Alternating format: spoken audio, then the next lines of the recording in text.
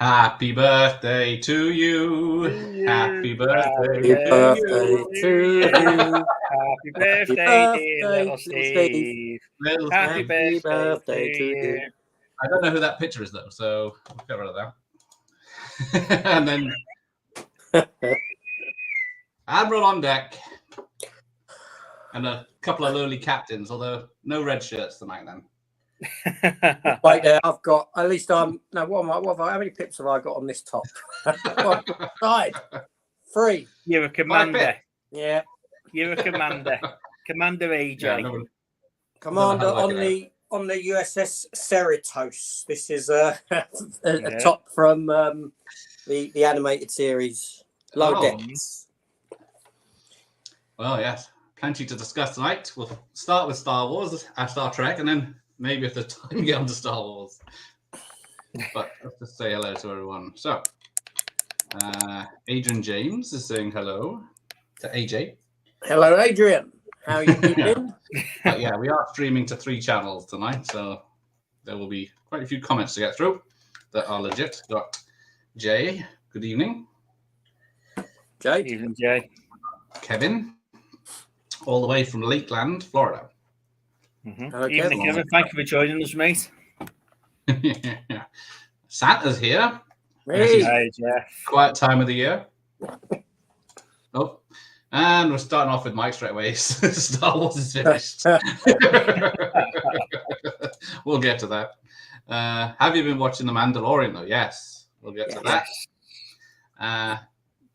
Let's see. Oh, no. Well, I checked out after season 2, but then I watched it this week and got back into it. We've got... hey, Nell. Mel. Happy birthday, little Steve. Echo, hello. Looking for AJ. Absolutely.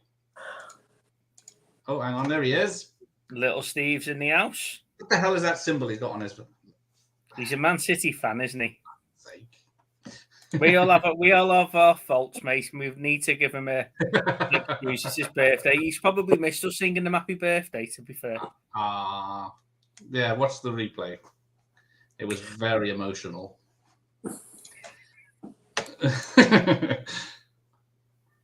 Oh, Adam, I'm guessing hearts your content. Yes. Thank you, Adam. Hope you're well. Oh, see, the Yanks know it. Yeah, there you go. The viewer Drew, hey, what's up? How are you, sir? You know, he will DP, which I'm guessing is going to do. I don't know why the gentlemen are all guffawing. This isn't Viz. Would you rather be a firefighter or a policeman? Ooh, why not both? A firefighting policeman. Well, I actually did go to be a police officer when I was somewhat younger. It didn't come to pass, but that was what I wanted to do. I was when I went for it, I was too young. Mentally, I was 18 and a half. I hadn't seen enough of life. And then life actually happened, and that didn't happen. If you know what I mean. Yeah. Indeed. The Silent Hunter. Good evening. Hello, buddy. Thank you for joining us then. Yeah, hello. Cross for this one. Right. Yes, I'd rob banks. If you're the last person on Earth, what's the point? Every film that has done that last person. What would you spend the money on, though, if you were the last person on Earth? What would you spend you robbing? I'd be like Scrooge McDuck and have us dive into it. What, a pool full of coins, and when you dive in, you just break every bone in your body. Break your neck. Oh, well done, Dr. Impossible. George Lucas's new trilogy was just stunning. Oh, there's going to be a lot of anger tonight. I came across Red Dwarf and they were airing at Blackadder in the 90s. Oh, there you go. Yeah. Blackadder. Red Dwarf was great. Did you see the American attempt? I saw something, the pilot. Yeah. Oh, it is AJ's birthday coming up. It is indeed. 21 again. Look at that. There we go. You'll have to tell us when your birthday is, AJ, and I'll do you a video like I did for little Steve. It's on Sunday. Sunday. Would you like a video like little Steve got? Surprise me however you will. Right, let's get on with this. We're up to date with the chat, so let's talk Star Trek. Now, I'd given up on Star Trek after what was it? The beginning of Picard season 2. Okay, yeah. I'm gonna hold my hands up. I haven't seen any of Discovery since we found out what the burn was about. I give up on Discovery at that point. Okay. So when you can write a whole series of a sci-fi show based on a brat who has a tantrum that blows up half the galaxy, then you know that you're struggling for storylines. I've watched them all. I've stuck with them all. I haven't given up on one. It's been a struggle. I've been very critical of them all within reviews that I've done. Yes, I've got my thoughts on why they've got issues, and I mean, I could go into it if you want me to. Well, yeah, let's start with Discovery, because wasn't Discovery the big comeback for Trek? Yes. Discovery was meant to have been the big comeback for Trek, but like you say, I think Strange New Worlds and Picard have sort of rescued it from Discovery. Well, only this latest season of Picard, the last were awful. From my take on it is that they've all right, so they've gone in and they've given you a series different than what we've had before, whereas Star Trek was always standalone episodes. I know Deep Space Nine stepped into the foray of overarching stories in its latter seasons, but for the most part, Star Trek has always been a standalone episodic series. So they've come along with the idea for Discovery, Picard, and they've said, okay, we're going to do X amount of episodes. It's going to be one story. You've got to come out with a story to cover that entire arc of episodes. But the story they have doesn't actually cover that entire arc of episodes. They have to stretch it, really stretch it, and put in a lot of filler. Not only that, because you've cast the show like you've always cast Star Trek. You've had seven or eight leads, main characters. But because of the nature of your narrative and your story, because you're doing this one big story, a lot of those characters go underdeveloped. They get no screen time. Even now, I can't tell you the names of any of the bridge crew on Star Trek Discovery. Is Tilly still in it? Who? Tilly. The red-headed ensign that became first officer.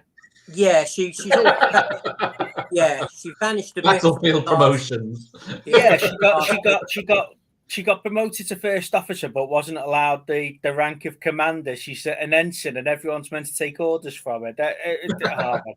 Yeah, it's and not only that, Star Trek Discovery also. It gave us it gave people what they didn't want, which was a show again set in the past. No one wanted that. They wanted to see further on than the Next Generation.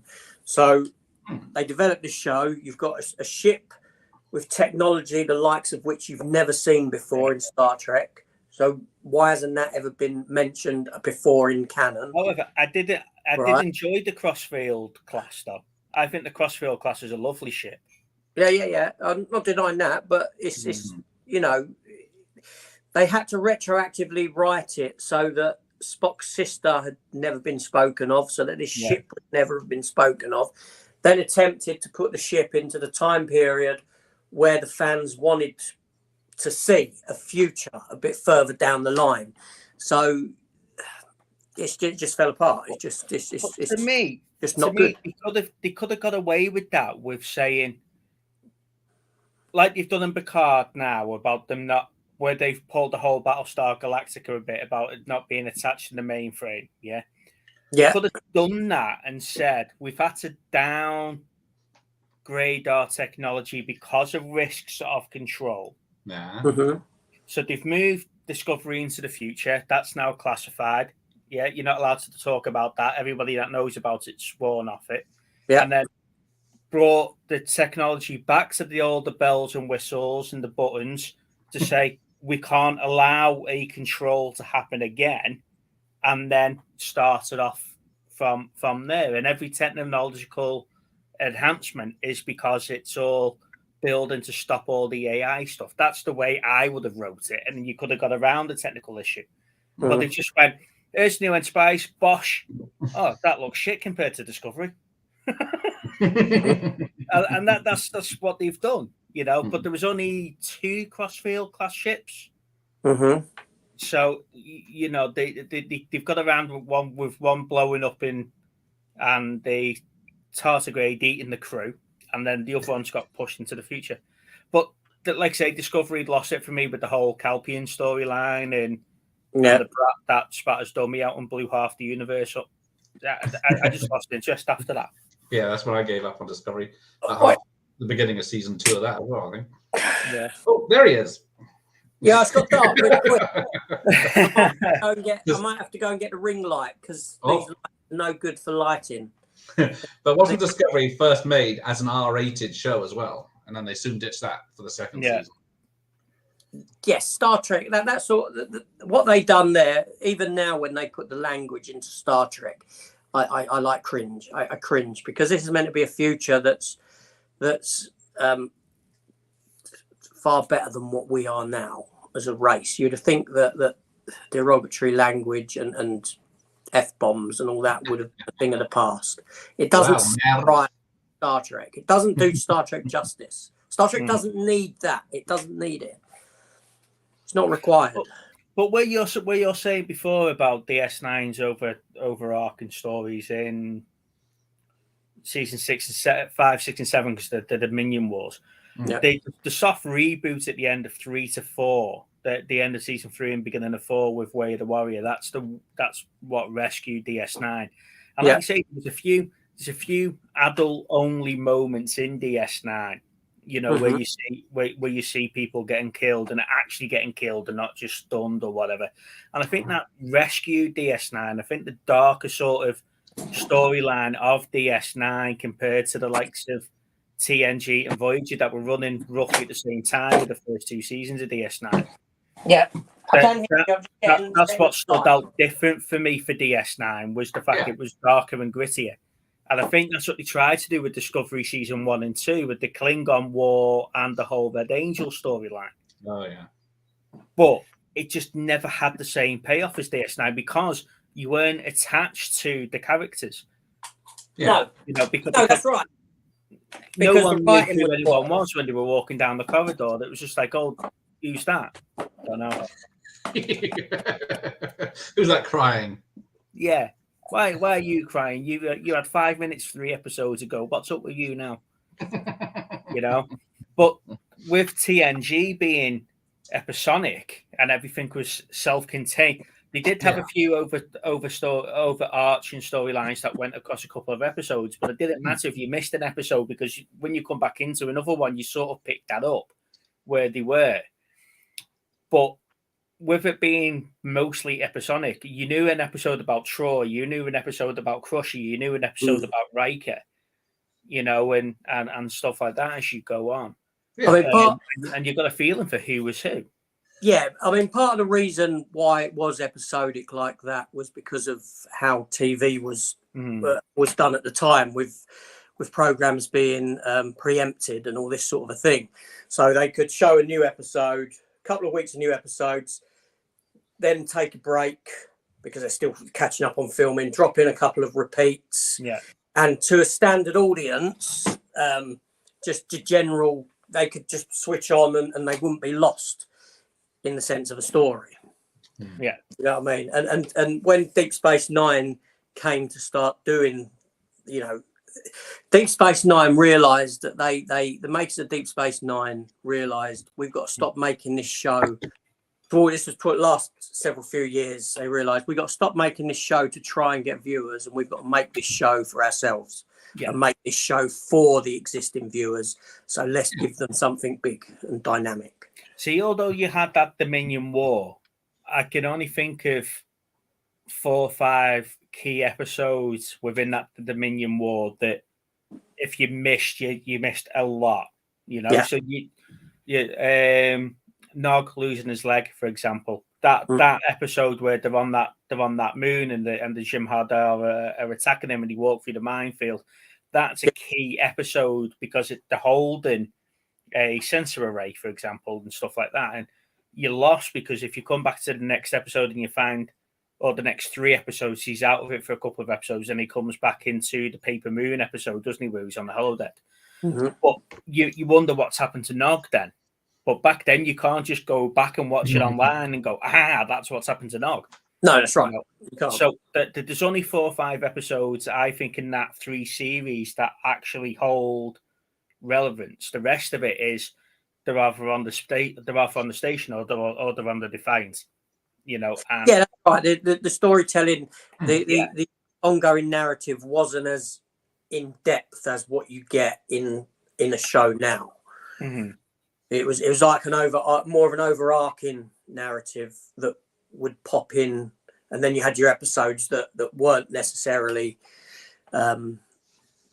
too dealt with it too much. You know what I'm saying? I think one of the episodes that in those later series that stick in my head is an episode called "The Sound of Her Voice," where they're trying to rush to rescue the captain that's been stranded on the moon, and she's on the comms and she's talking to all the crew and the questions she's asking the crew, she's like being the counselor to them, but you're getting all the issues that haven't been aired on the battleship and stuff like that before. And it's a great and the fact when they find her when she's been dead for years, and it was like a temporal distortion with the atmosphere that was allowing them to talk to her, you know. And it's a cracking episode.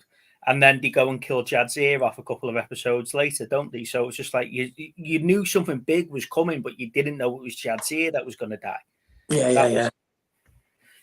You know, but I think the way that they wrote DS9 is brilliant, and I think they did try and capture some of that. And I said before with Discovery, but it just never worked. It just never happened. No, I agree. Do you think Discovery was more popular than Enterprise though? Because I only made a few episodes into that. I loved Enterprise. Yeah. Sorry, AJ, go on. No, I was just saying I agree. I was a big fan of it. If we got that fine, because it was meant to run for 7 series, wasn't it? And we finished at season 5. If we got the last 2 series, now we had the birth of the Federation in the last episode. What was it called? No, but I know To Boldly Go. To Boldly Go, it was called, wasn't it? Riker was in it, yeah. If we got the last 2 episodes, the last 2 series after the birth of the Federation, I think that would have been really, really good. But we left it at a point where it was in season 4, not 5. Season 4.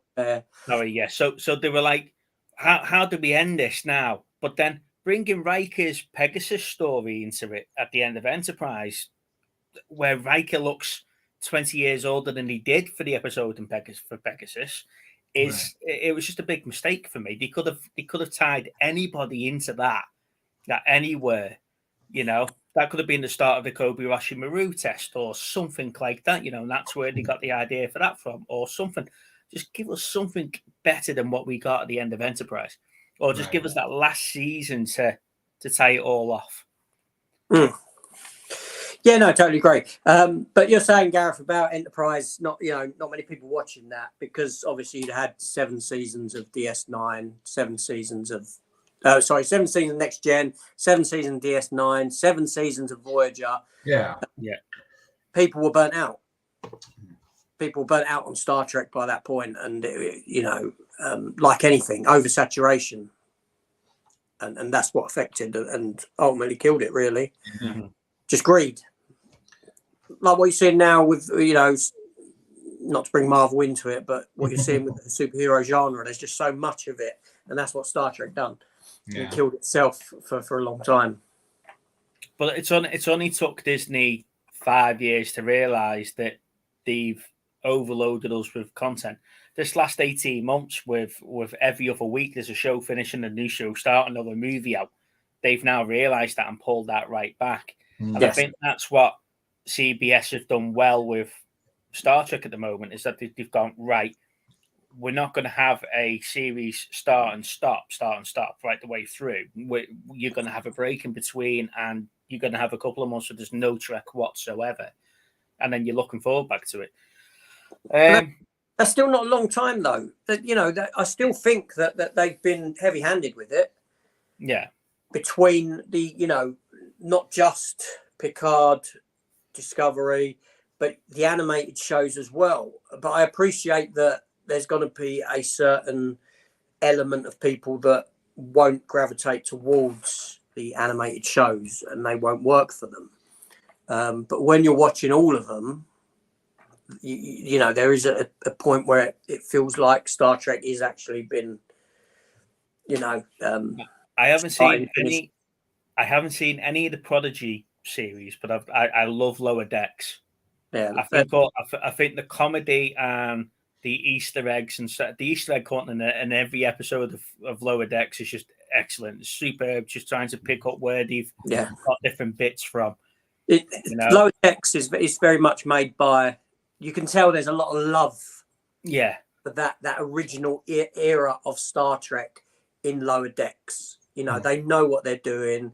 They've got all these little, and also the thing with Lower Decks that gets me is it does push the envelope. It goes risque. Yeah. Like that bit where there's the Yeti monsters that are having sex and they're stuck in I think they're stuck in a log or something like that. Yeah, that's right. Yeah. And do you know what I mean? There's this sort of risque every now. It's very adult it's very adult orientated jokes, but it's like watching the films back in the 80s and 90s when you were kids, wasn't it? You knew there was adult jokes in that, but you didn't. It's like Shrek. Shrek's brilliant for it, but little kids don't understand what you're talking about, and adults are sat there going, and that's what Lower Decks is to me. Prodigy, I've watched Prodigy. It's very good. I would liken it to Star Wars Rebels in the sense that it comes across firsthand as very kiddified because it essentially is for a younger audience to draw in a younger audience. But then it starts going somewhere with the characters and with the story getting bigger and bigger. But also I do feel it's very influenced by Star Wars as well in the structure of its villains, in that you've almost got an emperor type villain with a Sith Lord essentially. That they do this sort of a thing with it. So there are influences of Star Wars in that. I've not even seen an episode of that. I feel like it existed. No, it's good. It's worth sticking with. By the end of it, it really does. It starts off, like I said, like Rebels does, very kiddified, very easy to be put off of. But by the end, you're wanting more because the stories start coming. Yeah. Matt's made a good point in the comments there. The Picard season 3 is more TNG season 8, and I'm loving season 3 at the moment. I'm a bit confused by this last episode, Vox, and I don't want to talk about it too much if people haven't seen it. So there's a couple of plot points that go on through that episode, and I'm like, why have they done that? Considering what just happened in season 2 last series. I know. I mentioned that in my review for it. We'll come back to that and talk spoilers later, I think, because it's going to be impossible to talk about otherwise. But what Strange New Worlds. Now, I didn't watch all of Discovery, so how much of the cast of the first episode they're on the bridge and on this picture in the background? 2. Just the 2, isn't it? Spock 2. And Kirk. Pike. I keep thinking Kirk. Yeah. Hair. Spock and Pike. The rest of the crew. You might have seen number 1 on 2 episodes of Discovery, but she's in it. She's in it literally to drop the Enterprise off and then take the Enterprise away. Done. Right. But the rest of the crew you get introduced in the first episode of Strange New Worlds, and they did a brilliant job of introducing the cast of Strange New Worlds. Yes. It was you knew, right? That's that's Spock, that's Kirk, that's Uhura, and that, you know, they did a really great job of introducing you to her because they had a dinner party. Yes. They had the mentioned dinner party, and Pike introduced himself to all the bridge crew, and he went round and they all told a story, and it was an absolutely brilliant way. Have you seen all the Strange New Worlds? Yes. I've seen almost all. Yes, Right. I have seen. No, I am up to date. Right. Yeah. So the best episode for me was the Alien Predator crossover episode. And you even get the whole Alien 3 death at the end where he falls off the back of the ship. And he's catching the aliens as they're popping out. He's catching the gun as he's popping out. Brilliant episode. Like I say, they weren't afraid to take it to a dark place. Yeah. And that's what I like about Strange New Worlds is that you get a couple of nice little episodes, but then you get a really dark one, and then you get a couple of nice ones again. But Pike's dark history, we all know Pike's dark history. You know what's going to happen to Pike, and they keep referring to it, and he refers to it all the way through. I know what's going to happen to me, and that's why he's a bit gun ho, because he already knows his future, so he's not bothered about what he does, and it just brings that interesting twist to where you usually see like Picard trying to weigh up all the options. Pike just no, let's go and do it. Let's do it. And that he is great fun, isn't he? Yeah. And also obviously Strange New Worlds is structured like what I would call a proper Star Trek series. Yeah. They've taken that route with it because they know that they've dropped the ball previously in Discovery and for me, Discovery, season 2 of Discovery is the best season. Oh. And that is because of the inclusion of Anson Mount as Pike. Because that actor, Anson Mount, he's got so much charisma on screen as that character, as Christopher. From the minute you saw him, he just commanded the screen, and he stole every scene that he was in on Discovery. And the best thing they done was give him a series set aboard the Enterprise. Yeah. You know. Sean agrees. Look at him. Yeah, there you go. You can't argue with it. Strange New Worlds is brilliant. Like I say, Picard season 1 had its flaws. Season 2 was a COVID series for me. They couldn't really do anything, so that's why you only got like 3 or 4 characters in any one scene, and you know, it was all based on Earth. I didn't like the 10 forward twist. You know, the 10 forward was a bar years before. The whole 10 forward thing was because it was on deck 10 forward section of the Enterprise. That's why it's called 10 forward. Let's not deny that's where it was. You know, so Guinan didn't design the Galaxy class starship with a bar deck 10 forward section. It never happened. You know, but like I say, I love Strange New Worlds, and I'm beginning to love Picard season 3. Yes. Like I say, season 1 and 2 were long slogs and hard slogs. Just leave Data dead, in my opinion. Yeah. Well, I'll be honest. I've got no issue with what they've done with Data, bringing him back. I've had issue, and again in my reviews for Picard, I've said this. I didn't like the shoehorning of Brent Spiner. Always Brent Spiner shoehorned into Star Trek Picard. No matter what they were doing in the series, you know, not necessarily as Data, as them in Sung, all that stuff. He's got 4 characters, wasn't he playing? Yeah, it just really, really annoyed me. Now, Data's death at the end of Nemesis dropped the ball anyway. Nemesis bottled out on the Data death. They didn't give you it because they gave you Data die. Then at the end of the film, they're like, "Oh, here's a scene with B4, and there's Data in him. Data's coming through. So Data's not gone. Data's still there." They bottled that, right? And that was a big mistake. They should have done Data dead there and done. But so that final scene though in Picard season 1, "Let me die, let me go." That was so emotional. The only other time I've ever got emotionally affected by Picard was Q at the end of season 2. That conversation between Picard and Q, you know. Yeah. You leave Data dead. He wanted to die. Just leave him. Just let him go. And I understand this is a new Data, and it's not quite Data as we know it. Yeah. But let him die. Let him go. Move on. See, I had no connection emotionally with that Data death at the end of Picard season 1 because the entire series had been boring.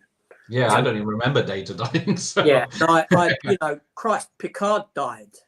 Yeah. I went back to him in Robot. What's that about? I didn't like that.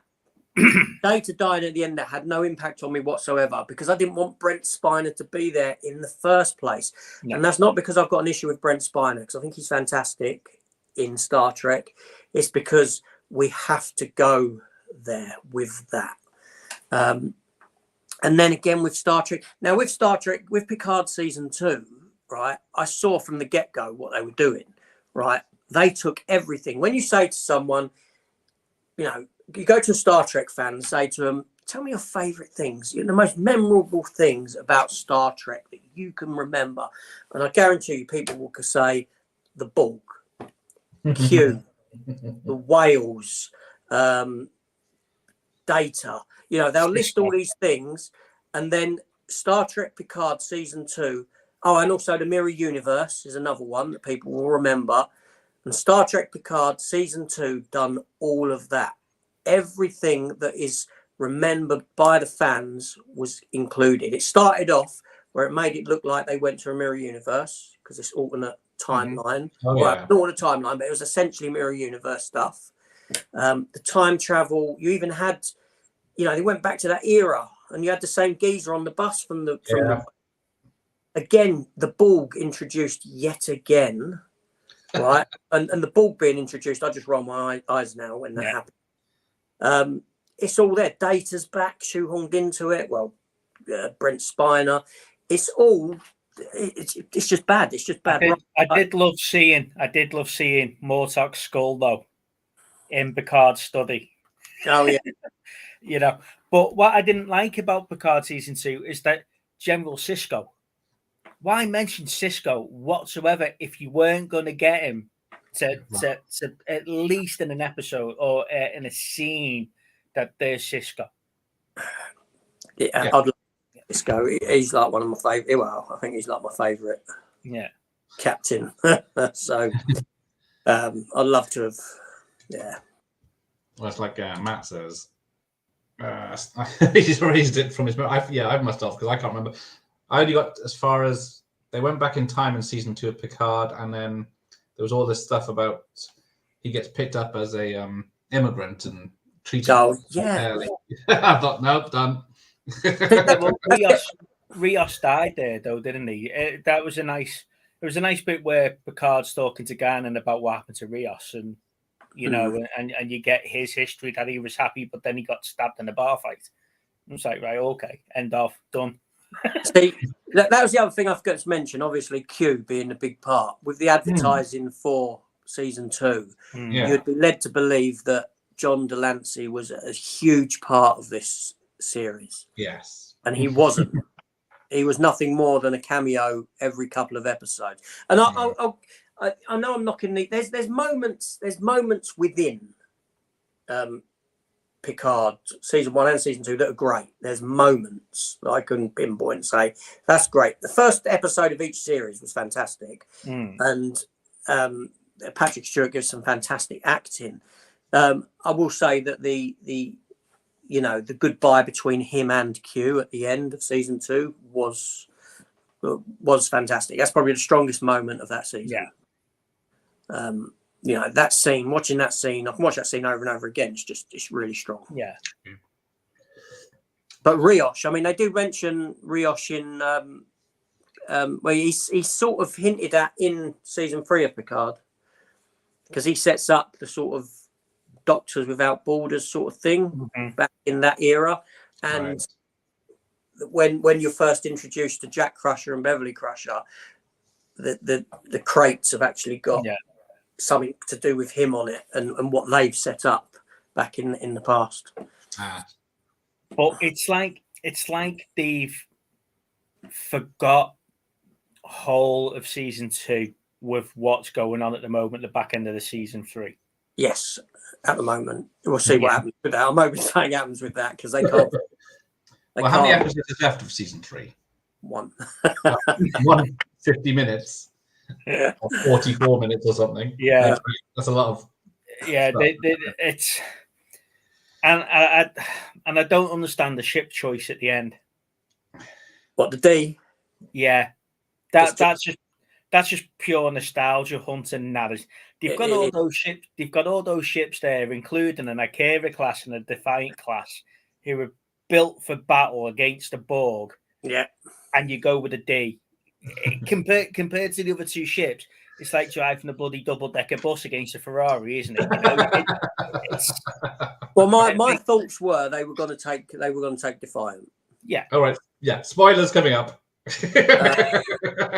We're not spoiling too much, to be fair. That's what I thought they were going to go with because it's a smaller vessel. It's a smaller vessel. They're a small crew, easy for them to manage, and like you said, it's built to fight. That's what it's designed for. And technically, it should have a cloak on it as well. Oh, yeah. Well, the cloak went back at the end of the Dominion War. Oh, did it? I can't remember that. Yeah, the cloak got handed back at the end of the Dominion War. But like you say, it's got the better shields. It's got photon and quantum torpedoes. It's got the phaser arrays. It's got the paneling, you know, and it's got enhanced shielding. It's built for combat, but you take a fucking double-decker bus. Isn't it coming apart though at some point? What, are they going to crash the bridge section into the cube? You know, Geordie's just spent 20 years rebuilding the bloody thing. Like you'd rebuild an old car in your garage. Yeah. Oh, there's a spare nacelle on eBay. Well, didn't he say the engines come from the USS Syracuse? He did, yeah. He mentioned it, didn't he? Yeah. So, you know, the engines are a good 80 years older than what the bloody ship was to start off with. What was the starship the Borg just blew up? The one that's always a butt of jokes. The one that's. It was the Excelsior. They blew the Excelsior. Always, yeah. The one that's the same. But it had a different NCC number, didn't it? It was 4347 something instead of NCC 2000. It had a different NC number, but it was the Excelsior. Yeah. All right, hang on. Let's catch up with some of the chat I've been ignoring. Hang on, we'll stick with this. That's right. Michael's the Thunderchild was a steam runner class, and Voyager's an Intrepid class. And they were all designed in the Europea shipyards, weren't they, by Cisco? Yeah, when he said we have to go really old school, I was expecting something before Next Generation. But the line that he came out with, it's not connected to the mainframe. That's Battlestar Galactica. All you've done is ripped off Galactica and just went, we're going to finish the series with that now. Yeah. Oh, hang on. Sean McManus, at least we didn't have a god looking for a starship yet. What does a god need with a starship? Yeah. The Spong. Restore the nostalgia, yeah. He is connected. Yeah, see, he is non-connected. There you go. That bridge did feel smaller. The Thunderchild's a steam runner class, not an IKEA class. They came in and it was like squished. Yeah, it did feel smaller. They're oohing and ahhing, but is it just because we're used to this massive open area? No, that's an IKEA class. Hang on, it's story time. Yeah, that's an IKEA class. And that's the Storm Runner class, the Steam Runner class. So they do look very similar. But then if you turn it upside down, you've got the NX-01. Ah, nope. These geeks and their ships. Yeah, what is this? Nerd!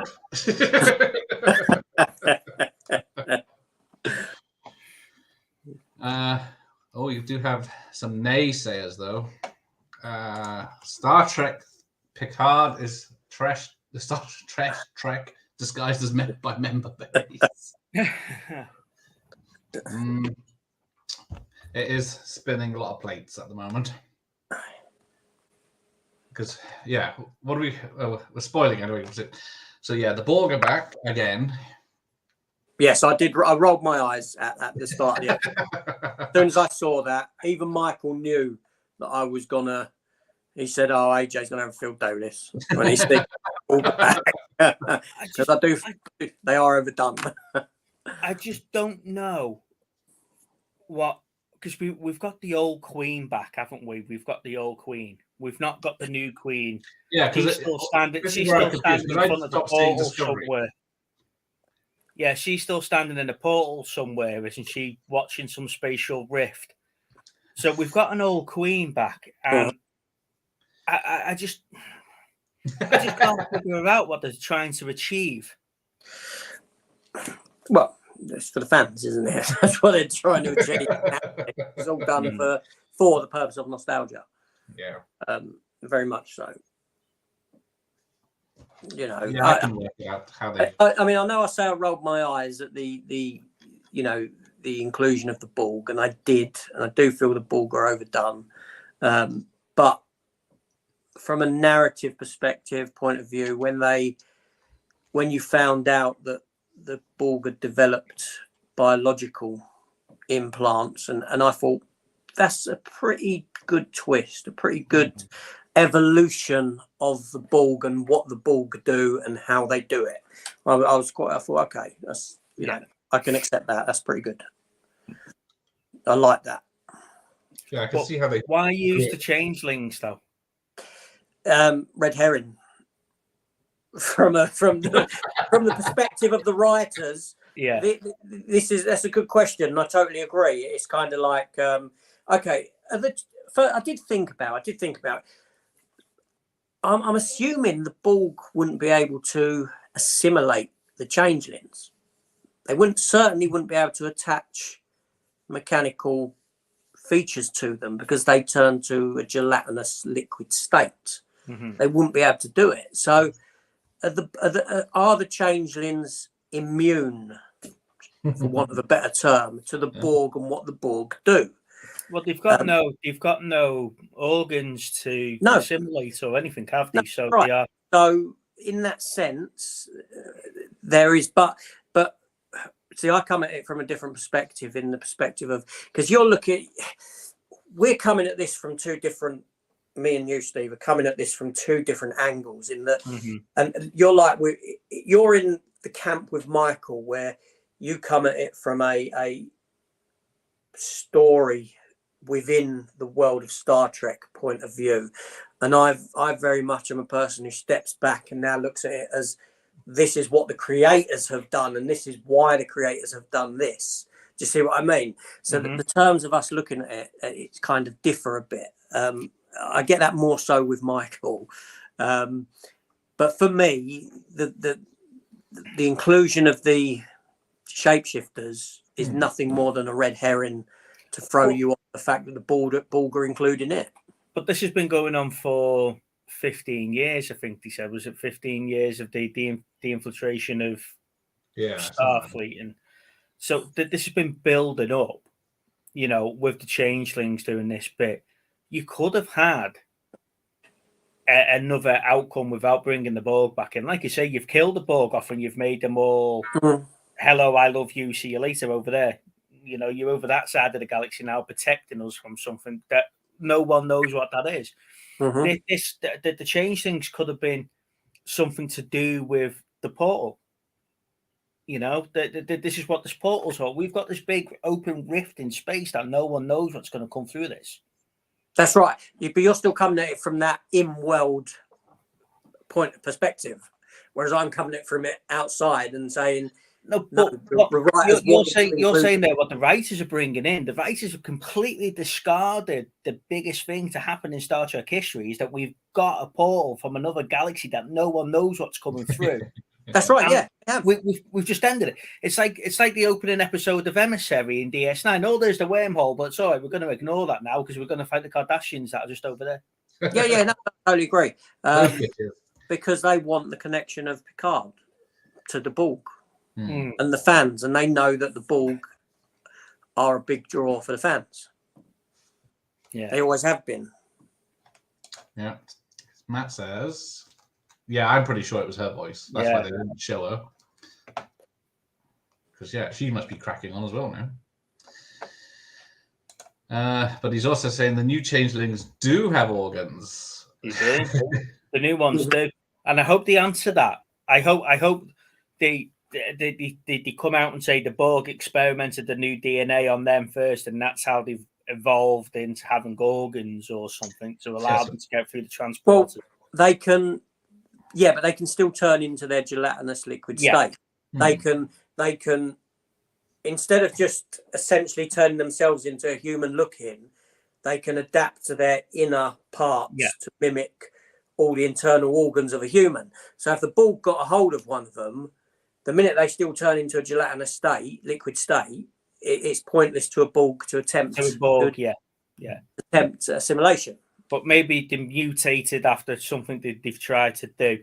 I don't know. Yeah, but the other thing, I mean, I could say if the Borg have done this thing, you know, and all these people under the age of 25 who've gone through the transporters have got this thing inside them. Why did the Borg need to do it with all of Starfleet together at this ceremony? Why did they need them in one place? They could have done exactly the same thing with the ships all spread out. Yeah. Because they were taking out Starbase, weren't they? They could have still done that. The end scene, though, the end scene was just that they've turned around and said, right, let's take out Star Space Dock. Yeah, but you wouldn't need all them ships to do that. It's not a fortified. Yeah, why do they need to shoot it up? It's not a fortified position. Because it's Earth defenses, isn't it? Yeah, but they could still get their plan done without having everyone in one place at one point. You still have the same outcome. It's probably just for the ticking clock. We've got to get to this situation that's happening. And plus, let's face it, they got slated, didn't they, for the copy and paste fleet at the end of season 1. So they probably wanted to do something with all the different shit. It was nice to see the Enterprise F, by the way. It was nice to see that for the first time on screen. But ugly vessel. That formation that they were all forming, that shape must mean something. I thought that. I thought, oh, am I supposed to know what that is? I was hoping. Yeah, I couldn't. I'll miss something here. Yeah, okay, it's not just me. And then we've got the hand that comes off and forms a face. What is that all about?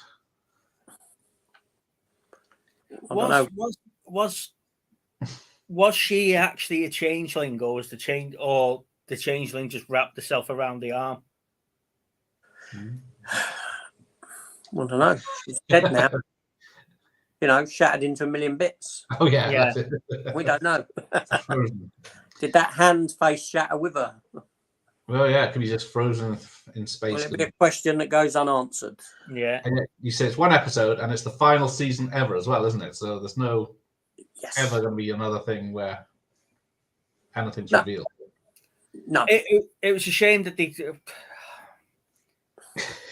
there's one character I've grew to love over this series, you know, and I don't want to ruin it too much for people that haven't seen the episode. I know we've talked about it for the last 10 minutes. Yeah. But, you know, that could have been the next spin-off series for me. That. Yeah. Yes. Yeah. I didn't like I like the character. I didn't like the writing for the character at the beginning. No. As in, it's sort of like I'm a goody two shoes captain. Yeah. I'm a goody goody, but I'm a bit of a bell end. Yeah. But now here's my redemption. I do something to redeem myself, but now I go back to being this again. Here's another redemption. I think I've done that every time. Yeah, it did bounce a lot. Yeah, and I thought that was pretty poor writing, to be honest. But the one thing that got me about the Borg, right? And I've been thinking about this. I don't understand why the Borg would head to Earth. And this is going back to Star Trek of old. when they first encountered the Enterprise and that, why they would head to Earth for assimilation, bypass a load of other planets that they could assimilate. It would make more sense for me to imagine the ball growing like a cancer, starting small and getting bigger and bigger and bigger like this, and assimilating everything that they come across. Well, that's what happened, rather than bypassing stuff to assimilate something far out there. That's what happened in the Neutral Zone episode of DS9, so of TNG, because that's how there was 4 or 5 bases along the way, and planetary bases along the way that just disappeared off the map. Yeah. And then when it turned out it was the Borg, and they were assimilating the races as they were coming towards Earth, chasing the Enterprise after the episode where Q-Who, where he cut his fingers and off he went. So that's how they come about. This one, they've just gone, oh, there he is, bang, straight over to him, we'll get him. Oh, by the way, we've done all of this, and we just saved ourselves 9 episodes of a series trying to explain what the hell's going on. Yeah. There was a question, something mentioned earlier. If I find it. Yeah, Wesley Crusher. Has he appeared anywhere recently? Because in anything at the end of season 2. Season 2. He's been offered that Traveller, hasn't he, or something? Yeah, well, he is a Traveller now, and he offered Sung not Sung. What's her name? I can't remember her name, but the girl. Yeah, the girl.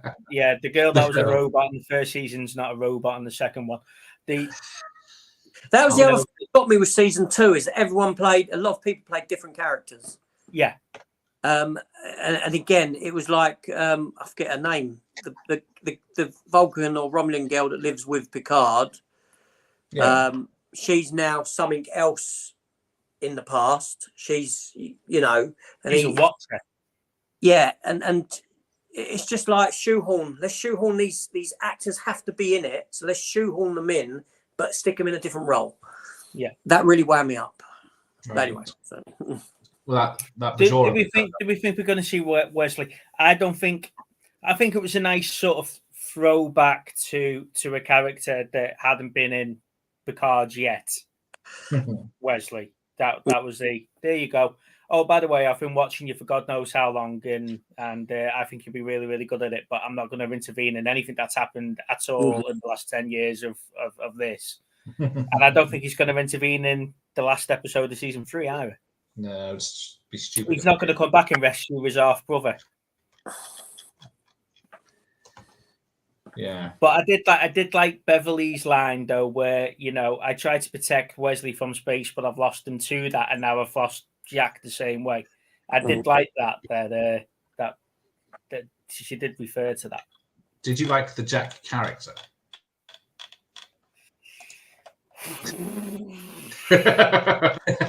Sounds everything. I think he's grown on me. But if I wanted him to see a continuation of him, they would need to. He has to lose the superpowers.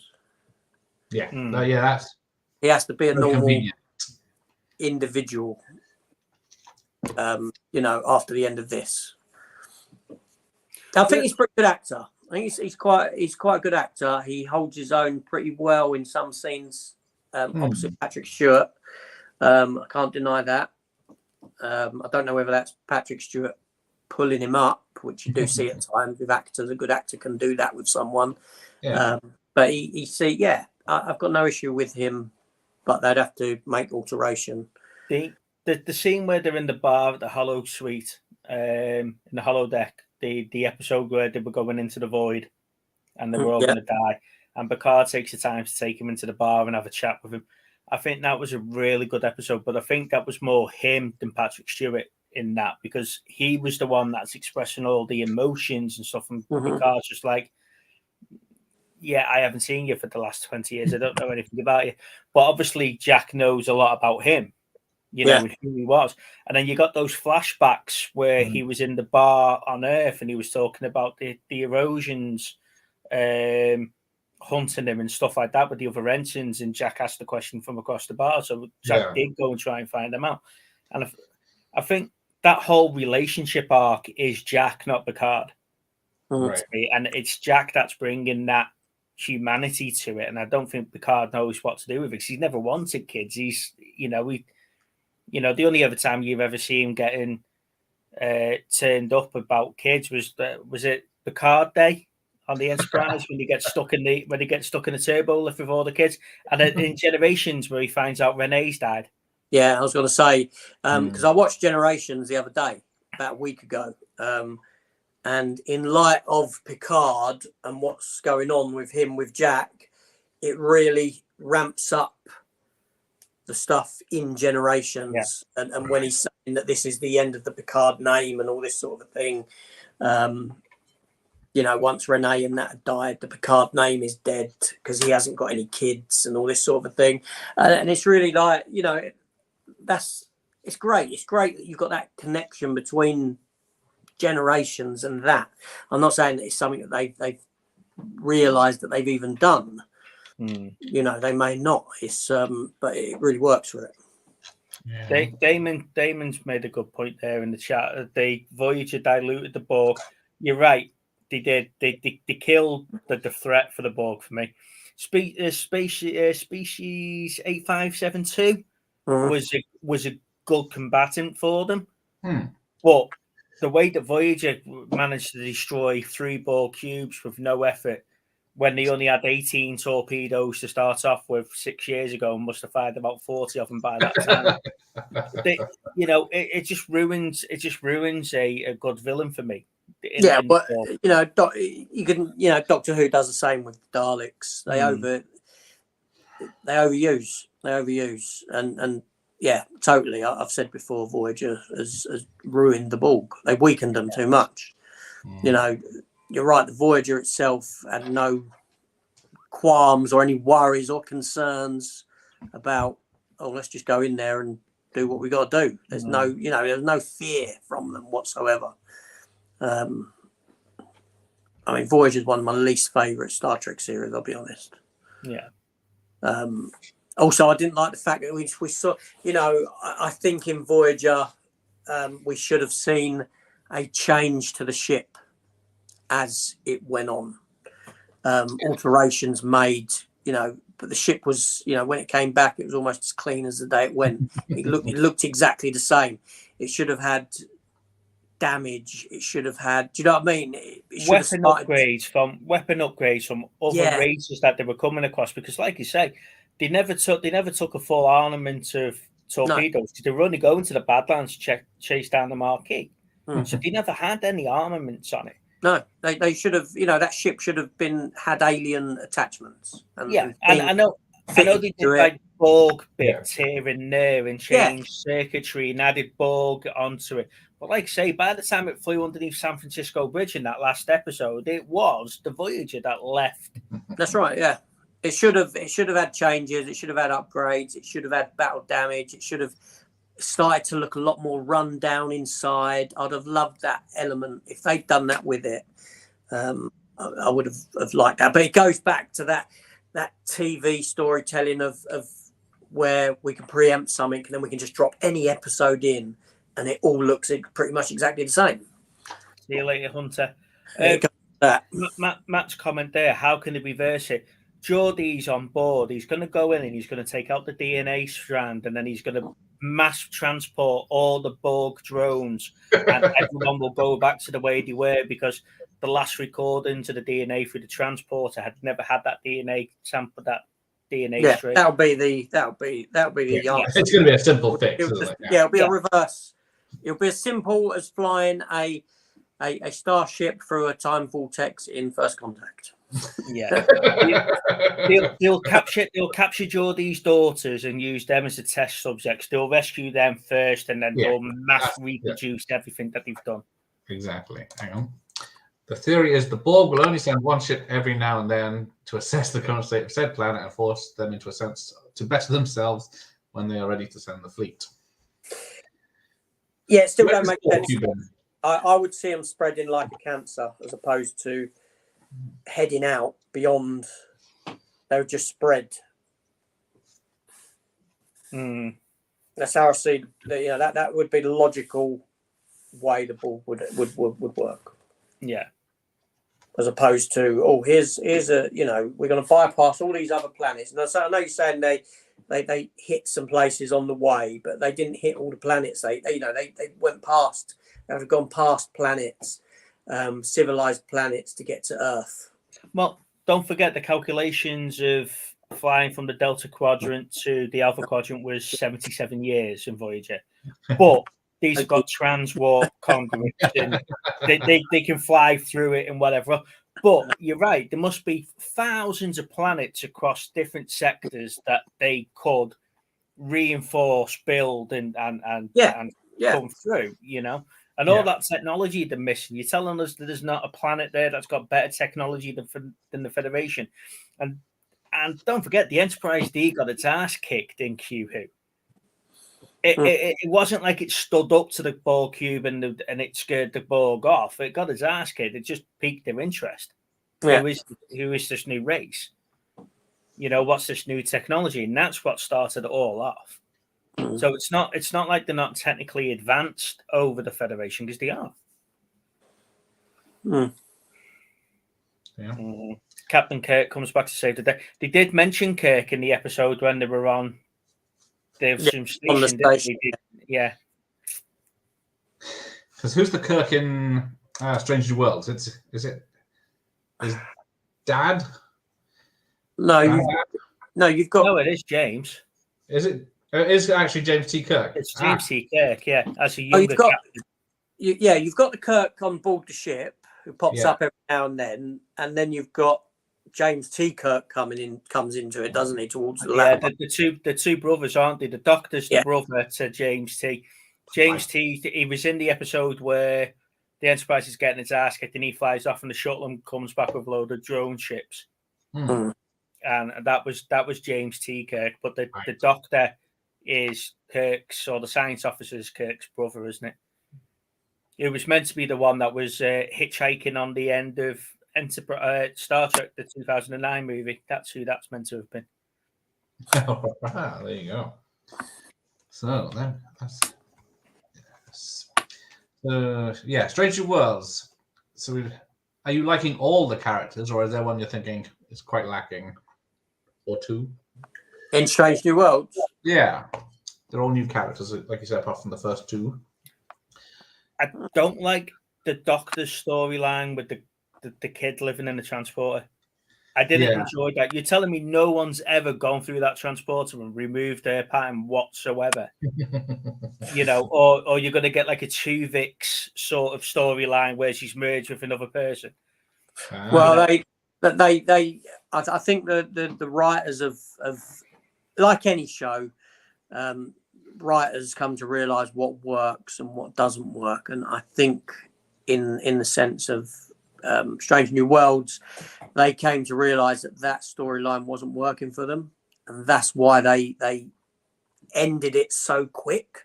I mean, it really was a fast ending for that arc, that story arc, and the Doctor just weren't emotional at all about saying goodbye to his daughter. Off you go, living with this.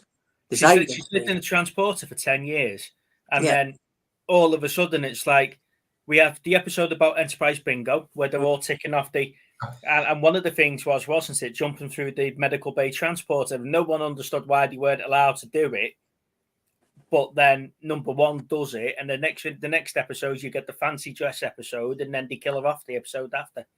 I think they wanted done with that that story, basically. That's the sense I got from that.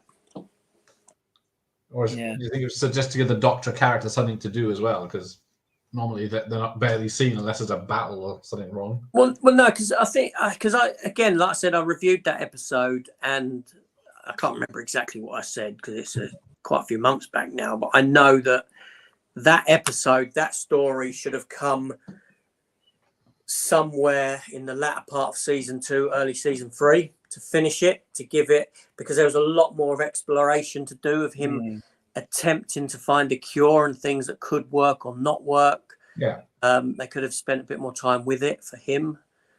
So what they do with him now, I don't know.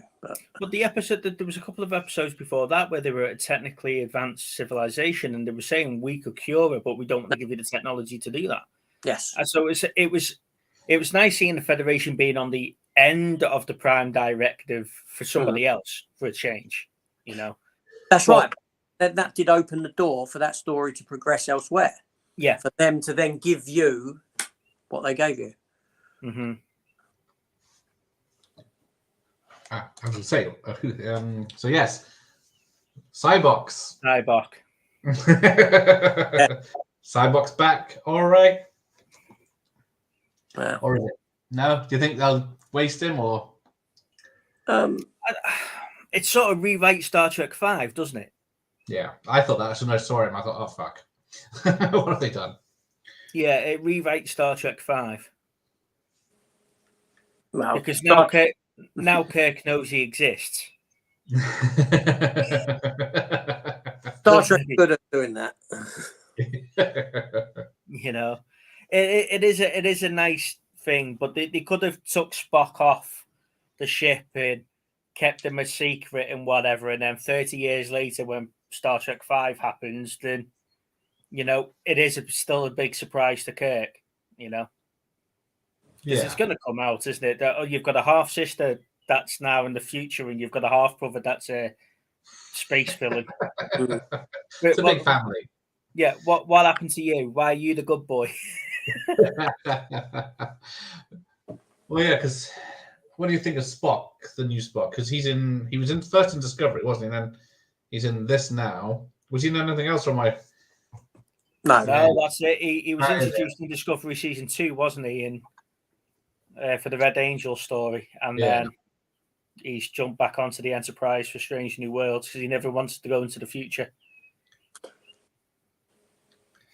But yeah, he's not a bad actor, but I don't see Spock at all.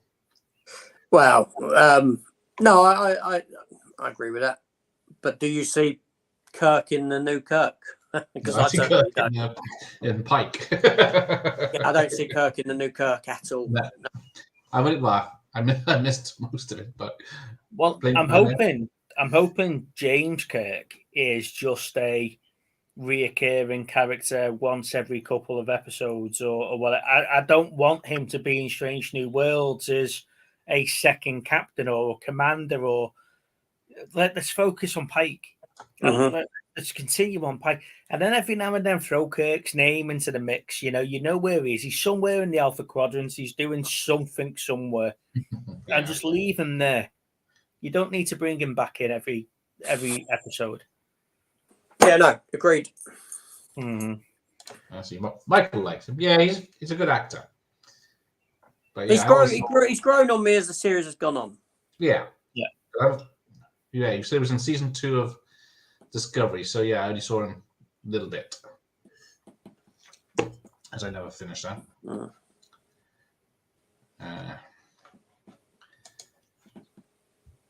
But yeah, because now Star Trek Strange Worlds has a what's his name? Khan's relation, is it? Yeah. It says great granddaughter or something, isn't it? Something like that, isn't it? Yeah. Or is it? Yeah, because he was frozen. Yeah. Yeah. It's his great granddaughter or something like that, and she's having family issues dealing with the name for the first couple of episodes, and then he was kidnapped by the Gorn, and she's one of the few people to actually escape the Gorn, and then so she's got issues, but I love her as a character, but she's got issues. They are good characters, at least. He's a good character. Yeah. Well, they needed to do that with her. Yeah, then what I'm thinking is the number 1. She hasn't had much to do yet. That's from what I've seen. Rebecca Romaine. Oh, is it? Bloody hell, I didn't know. I recognise her with the clothes on. not blue. Mystique. And she was also in The Punisher 2004. Right, yeah. Totally different look. the Gorn in Strange New Worlds, it's sort of a take on the Gorn from the original series and the Gorn from Enterprise, isn't it? And they've just sort of took on the CGI that little bit further. Yes. But did you buy the whole biological bit of the Gorn where there are these quick little whippet animal predators, and then when they get older, they get all very stiff and walk like that? Yeah, they're the mini Godzillas. That's what they tried to explain in Strange New Worlds, didn't they? That's what it was. Just one good double punch will take him down. Yeah. Yeah, that is true. He couldn't help himself. Even talking about the connection was there, and I had to force it. That's how they're going to kill the Borg, aren't they? They're going to go back in time and get the Punisher in Captain America. They're going to come back and fight the Borg. You know, this is America's ass, you queen bitch. So you see, are you saying that Picard season 3 and Strange New Worlds are like on the rise of quality in the Star Treks compared to what's gone in the last few years? Definitely, but Patrick Stewart didn't want to do this. Patrick Stewart didn't want to come back to Picard and do the Next Generation again. He was, he said, he would come back and do something different, which is why we got the Picard we got. Fans wanted the Next Generation again, and here they have it with season 3. Definitely, yeah. Essentially. But here's a question. Do you think anyone's going to die? Do you think there'll be... Of the original bridge crew? Yeah. And if so, who would you like to see die is the wrong term to use. But if a character had to die, who would your money be on? If they did sacrifice. Yeah, who would you see going if they put their money if LaForge, because he's the only one that you've seen with living relatives. I know you've seen Troy and Riker's little girl in Astra in season 1, but you've only introduced, aren't you, to LaForge's 2 living daughters. One's an engineer and one's bridge officer. So you've got the LaForge connection there in any other spin-off if you wanted to. So they could get rid of LaForge quite easily and have his legacy live on. Yeah. I think Worf could go out in a major battle, hand-to-hand job or something, just taken out by 100 people. That means something else in Klingon, that hand-to-hand job.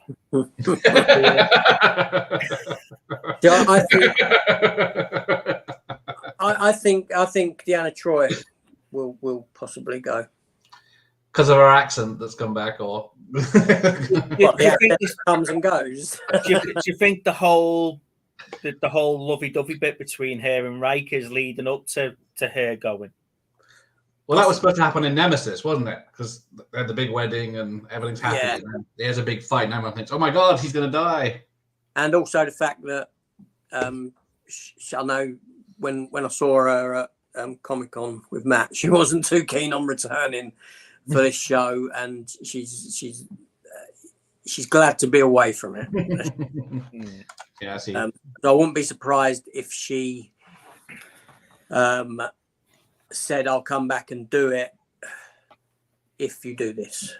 Well, Matt saying there Beverly Crusher may die, but I know Gates McFadden didn't want to come back and do this again, did she? She's all into a theatre and everything now, so it's nice to see McFadden back on the screen. But I don't know if she's sacrificing herself to rescue Jack will benefit the storyline. Yeah, I guess it's called the final season, so they could just make it a happy ending, I guess.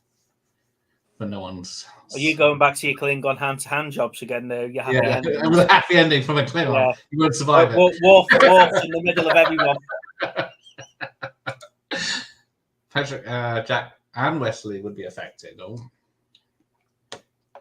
Wesley will, zip in, pick her up, and zip out again. Matt's asked a question there to me and you, Gareth. What's our favorite films? The 10. All of them. Well, I don't mind any of them really at any time, but all right, we'll settle this one with this. To be fair, I used to jump into the argument that the even numbers were great and the odd numbers were shit. Yeah. I used to buy that argument until I've rewatched them recently. The motion picture's not as bad as I remember it being. Search for Spock is actually quite a good film, and 5 is the first 40 minutes of 5 is all right.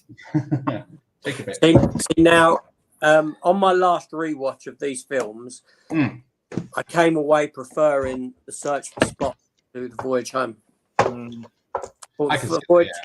Voyage Home had dated incredibly because the era that it's set in. Although it's a great film, don't get me wrong, I just thought that Search for Spock had far more emotional weight to it than Voyage Home offered. So for me now, if I'd done a ranking of the Star Trek films, Search for Spock would sit above Voyage Home. It's that bit where Kirk realizes they've killed David, and you see him collapse back on his chair, and he misses his chair, and he's lying on the floor, and stuff like that. And and like you say, I've rewatched them all as of late, and Michael keeps mentioning First Contact. First Contact to me is a great movie. It's not the best movie, but it's a great movie. It is a great movie. But if I was to rank him, I'd say Rafa Khan and then Undiscovered Country for me. They were the two top ones.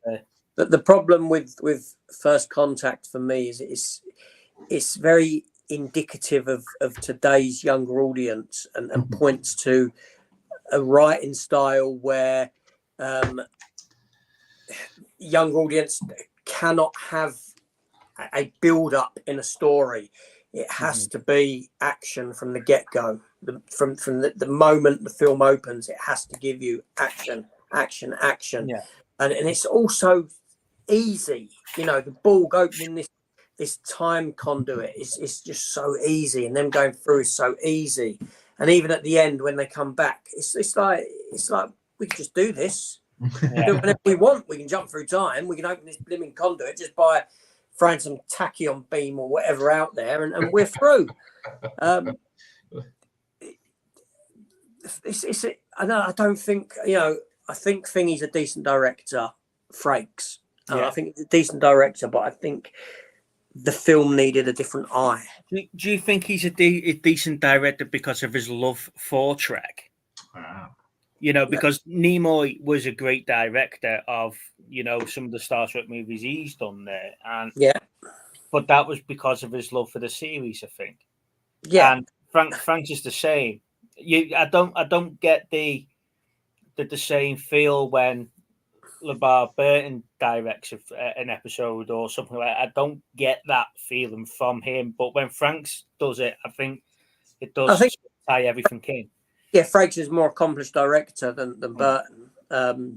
But like I said, my problem with it is that you've got a person who's lived Star Trek for so long. And although it sounds nice that you've got someone who's been involved with it for the past 8-9 years, whatever it was, now directing, you haven't got a different voice in that, taking that film forward. So it feels very much almost a step back from Generations to an episode. Yeah. A big budget episode. See, Matt's mentioned there the motion picture is fantastic. Wasn't the idea of Vija, the childbirth Borg machines and stuff like that?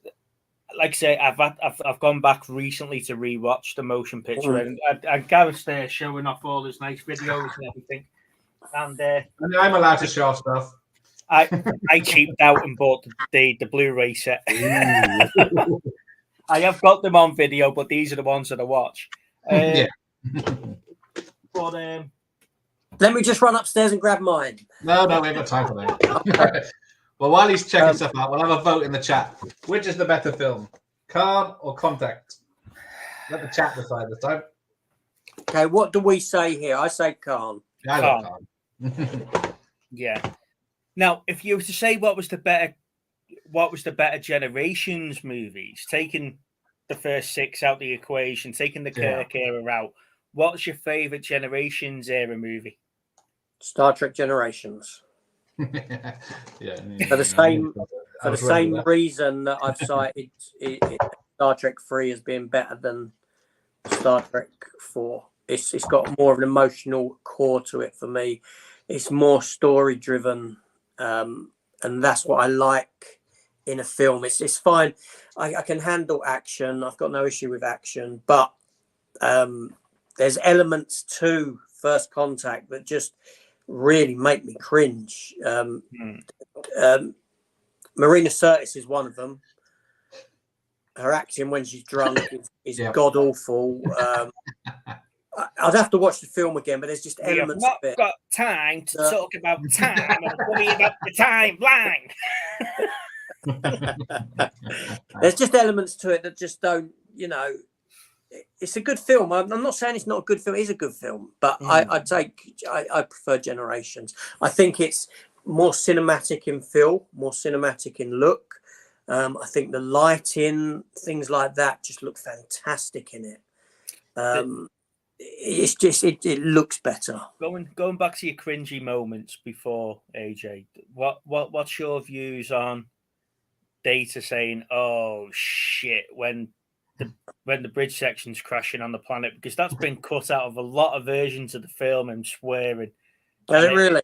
Yeah. It'll be on Gareth's video there, but it's not. It's on one version on the Blu-ray, but not the other. So you snip it so it doesn't swear. It's on the 4K. I know that. Yeah. That's what I watched recently. Now I remember seeing it at the cinema, and that scene got a laugh, a big laugh from everyone.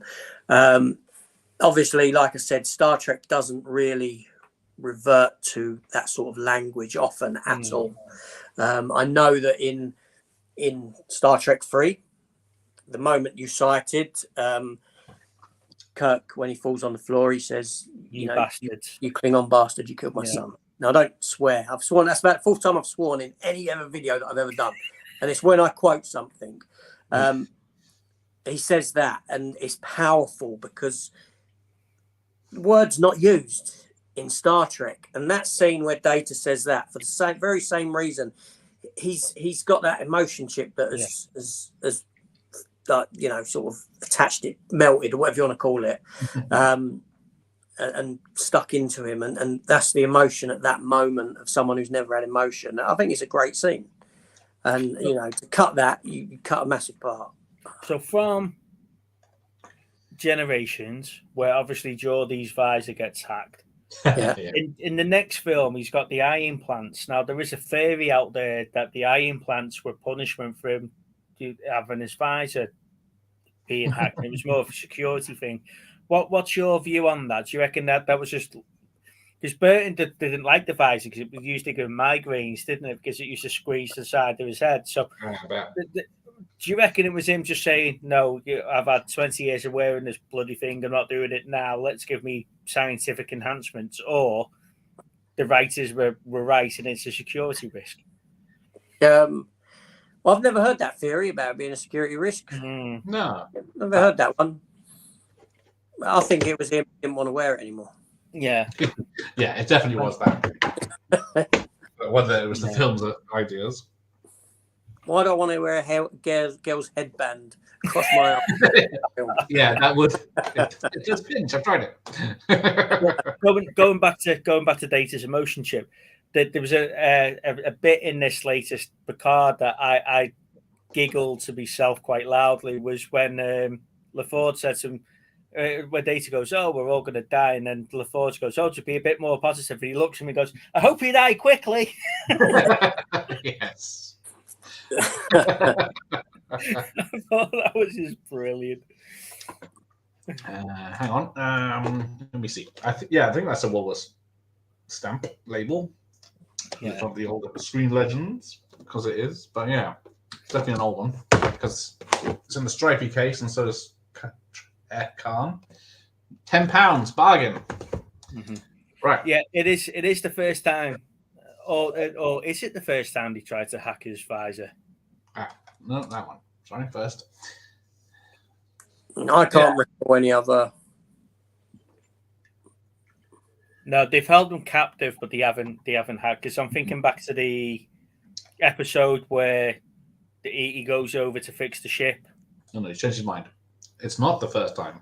Nah, I didn't think it was, but it was the first. It was the first time they successfully did it because they got the shield frequencies, didn't they, for the Enterprise, and that's how come the torpedoes got through. So it was giving away secrets, Federation secrets. Yes. So now, sorry. So Michael says, First Contact had better space battle than Khan. See, I don't agree with that at all. Was there a space battle in Contact? It was the Battle of Sector 001 at the beginning, wasn't it? Yeah, at the beginning, and it was over. That's over in minutes. That's over in probably about 90 seconds. That space battle been and done, and it's like a space battle that you've seen anywhere else in Star Wars, in stuff like that. But in Star Trek 2, that battle was tense because no one knew where the other one was. Yeah. There was that, that submarine element to it, and the movement of the ships up and down as opposed to flying around like this, which is what they're doing in Thingy.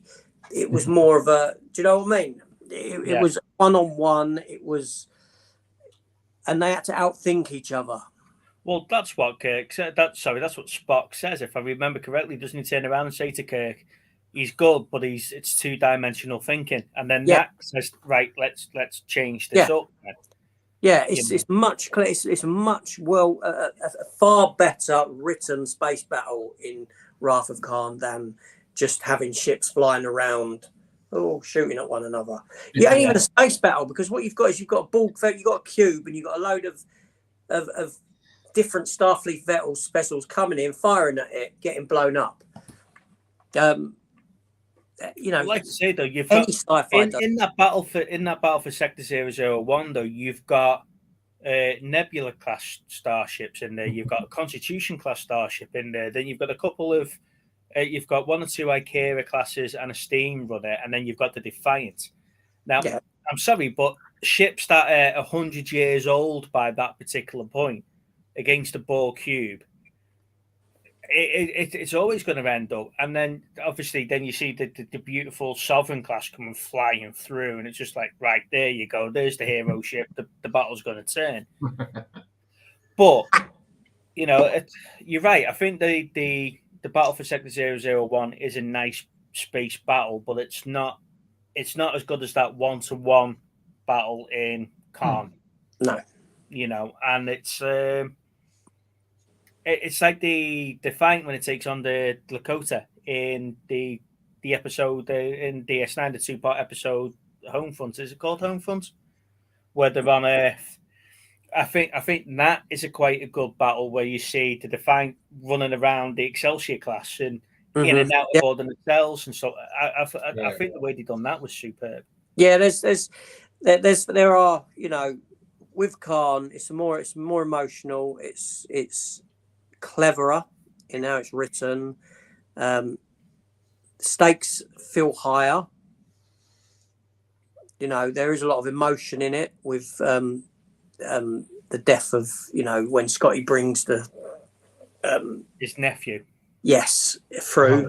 Do you know what I mean? And the way they need to escape it as well. The whole escape that they have to, and Spock goes down. There's far more to it than just ships flying around shooting.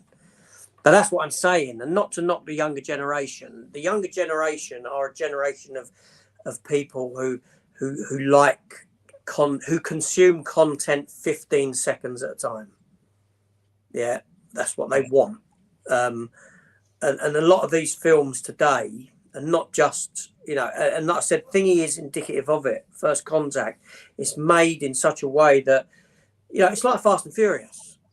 You have to have that action. You can't have a slow beat. You can't have character development or anything like that. The minute a film slows down, audiences start going like this. We've got to throw something in there to keep them, because a story won't do it now. Yeah. But that's the difference between old and new, especially with the cinema, the theatrical releases of Star Trek. Because on TV, fine, you can get away with it. It's two different mediums, TV and cinema. Star Trek of an old, that sort of storytelling has passed on the big screen. They have to give you a big budget action film, which is what I'm just checking something. Matt's saying he hasn't got a clue for me. Trek is the characters in the Enterprise, but everything else goes. The Oberth, I'm just checking. The Oberth was the USS Grissom, wasn't it, from Star Trek 3? Oberth, yeah, I have no fucking clue what he's on about. There's an Enterprise, and then there's some other spaceships. Yeah, USS Grissom's this one. It's all geek talk. Hang on. I was back. Because do any of the Federation's ships explode at the beginning of First Contact? Yeah, quite a lot of them. Yeah, a couple of the Excel. You see a couple of the Excelsior classes with the saucer section gone, and you've got some of the Nebula classes and the USS Saratoga. No, that was Wharf 359, wasn't it? Yeah. Getting ball battles mixed up, sorry. Yeah, so you got you see a lot of them. Engineer comes in, damage. Who do you feel more for? Yeah, you see Chief O'Brien running around with a load of duct tape. Come on, it'll be fine. We're going. Big aura. Right. Right, let's do a sharp turn left. And so you're pleased the way Star Trek's going. What about Star Wars? Just got to get a charger. Oh, I thought you were going to change your uniform. That's it. AJ's out now. Yeah, we lost him. Star Wars. Yeah. Yes. I like the original 6. You know, if you go with the New Hope, Return of the Jedi, Empire Strikes Back, and then you've got the prequel sequels. I like them. The latest 3, I just don't know if Disney knew what they were doing from one movie to the next. No, the whole what's her name? Rey, the whole Rey storyline. She's a desert rat in the first one. She's no one special in the second one. And all of a sudden, she's the main Jedi for the third one, and she's going to take the franchise on. I didn't like what they did with Finn. I think they watered him down quite a lot. Totally wasted. Yeah, totally wasted character. And Poe was another one, wasted character in my opinion. Yeah. I like The Mandalorian. I love that as a series. This latest episode of Mandalorian was just superb. Legend. Sorry? A lot of it's certainly built up because people have been slating it at the beginning, and I watched it this week for this, and I thought, because I put off by all the naysayers, and then I watched it, and I thought, I have wondered where this series has been going. You can see it's building up to something, but it's took in 6 episodes to get to the point where we are now. I loved Kenobi. However, I did think episodes 3, 4, and 5 were filler episodes. Yes. you could have got to that fight a lot quicker, in my opinion, or give us a bigger build up. And then Andor, that was slow and boring. Yeah, I only made it 2 episodes into that one. Slow and boring. Carries on the same. So the problem with Andor is you've got you're following an uninteresting character. Yeah, he's going to die in a couple of months or whatever it is, isn't it? Well, he dies. even in Rogue One, he wasn't an interesting character. No. And then Book of Boba Fett. Oh yeah. Mandalorian 2.5. Pretty much, wasn't it? Just filler. Well, see, this current season of Mandalorian, I know that the makers are unsure about the future of thingy with it. Forget the actor's name. The geezer who plays the Mandalorian. Oh, yeah. They're unsure about the certainty of Pedro Pascal. Yes. Of how long he will be doing it for.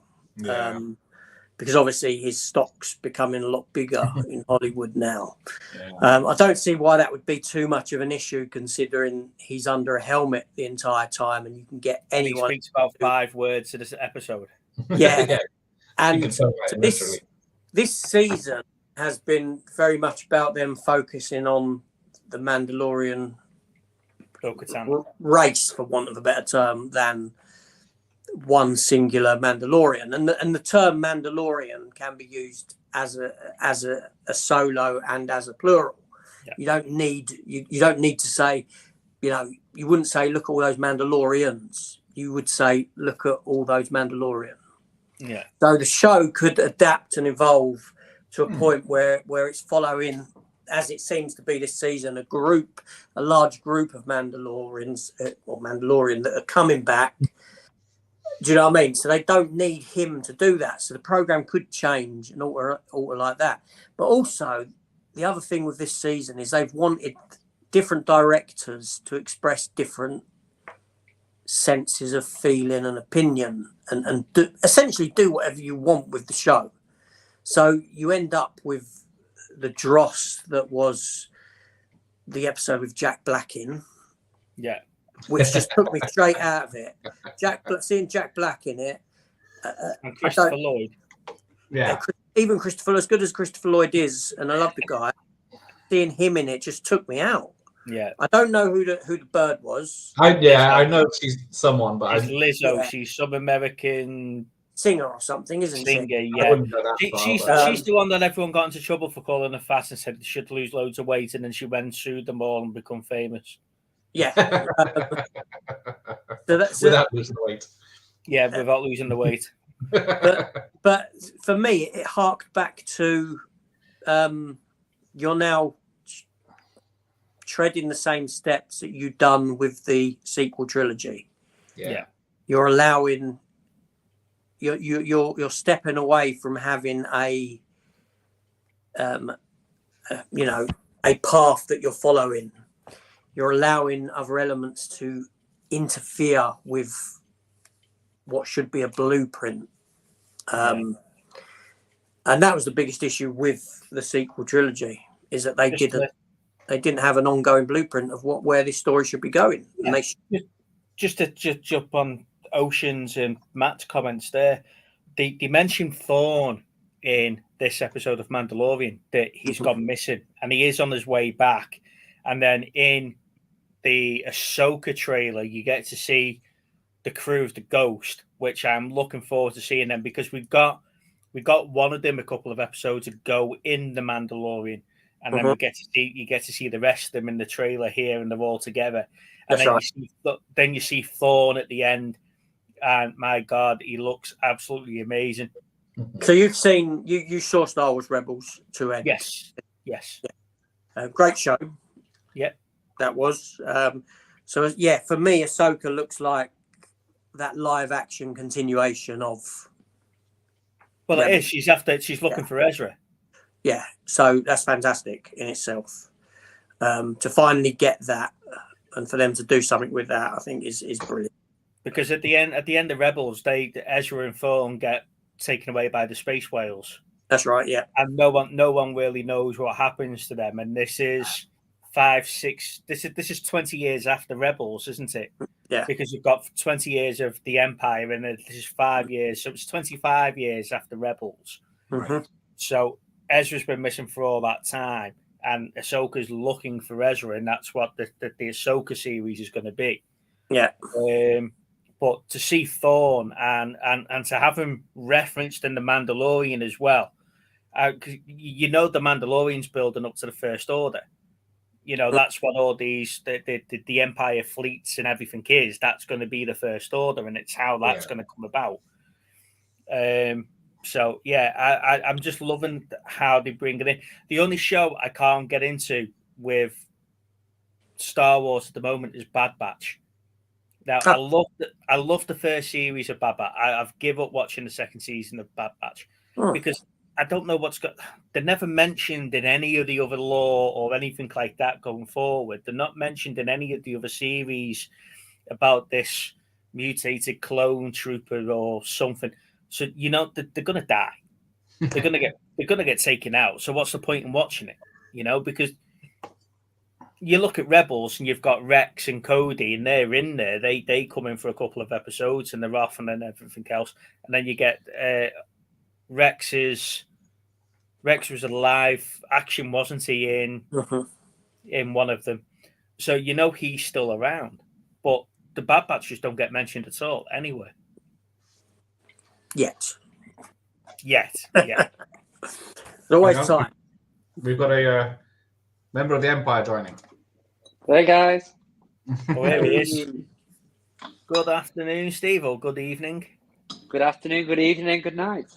Yeah. How was your birthday? Yeah. And we'll wrap this up. Bad, mate. There we go. What's that? We're wrapping up, so good night. Yeah, that's it, yeah. Yeah, it's been okay. Just been pottering around. I popped to CEX earlier. Picked up something you might appreciate. 1 second.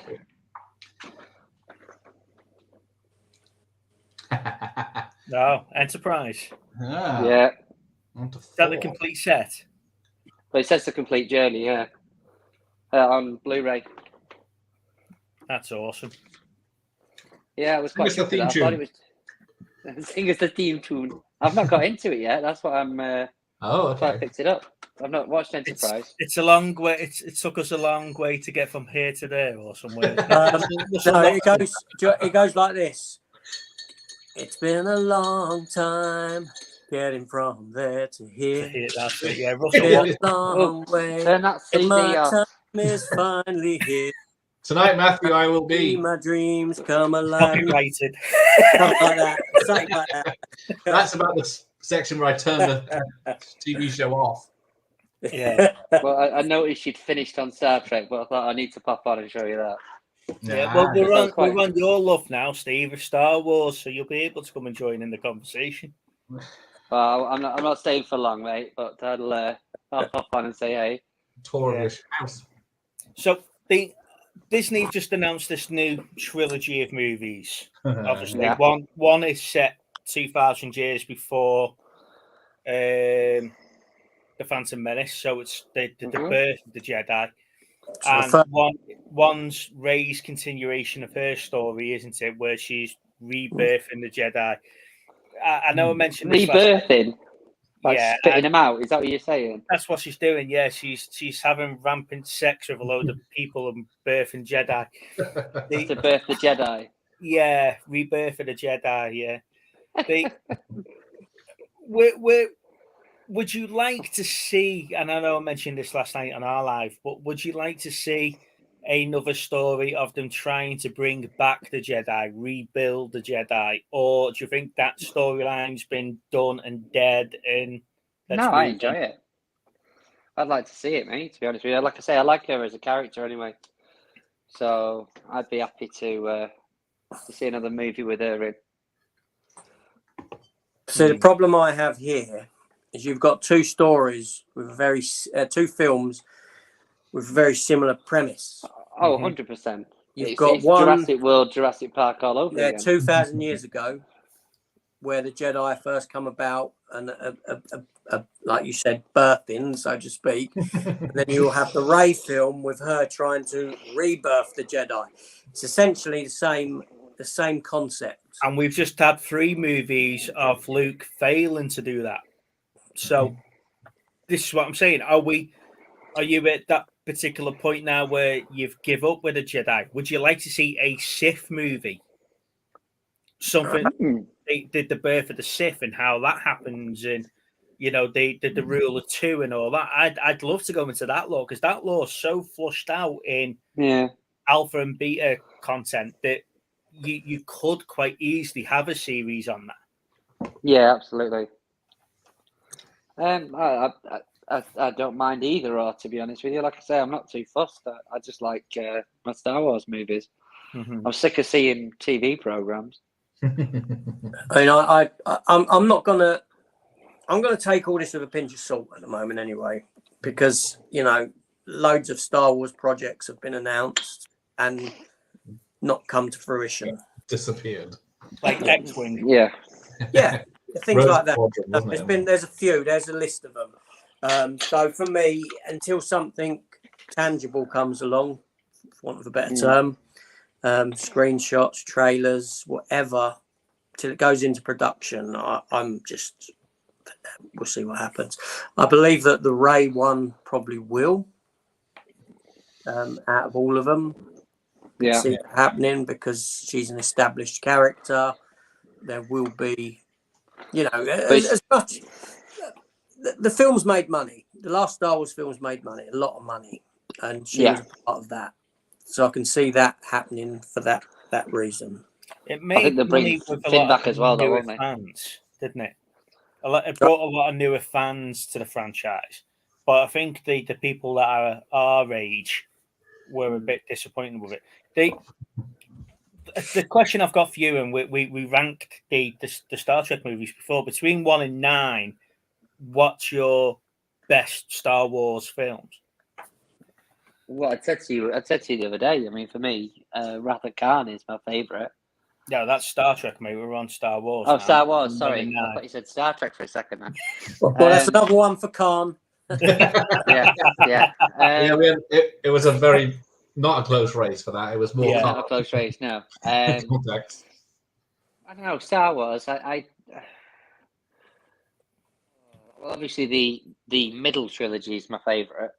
I think the episode 1, 2, and 3 have sort of grown on me over the years. Although I always was a fan of number 3.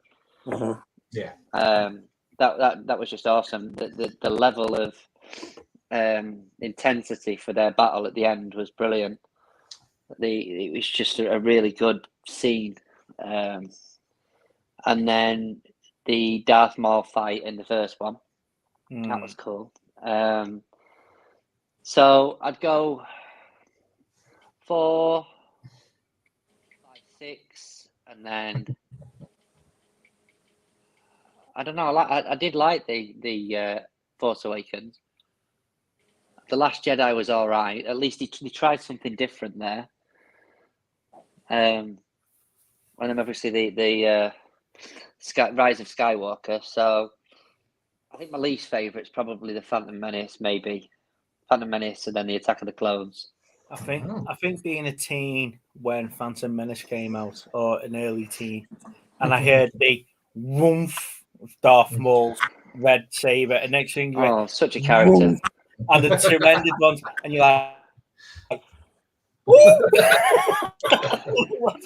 happening here? And then the fight was over dead quick. You got the whole, and then you know he's falling down the bloody hole. Well, I remember an awesome character. Yeah, I watched the first 3, or 4, 5, and 6, like loads of times, and then just as I was about to try and get them for myself, because I was young, I was only young at the time. They were doing the remaster, so I had to wait like another 6 months before they brought out the remastered VHS DVD sets, sort of thing. The gold and the silver ones. Special editions.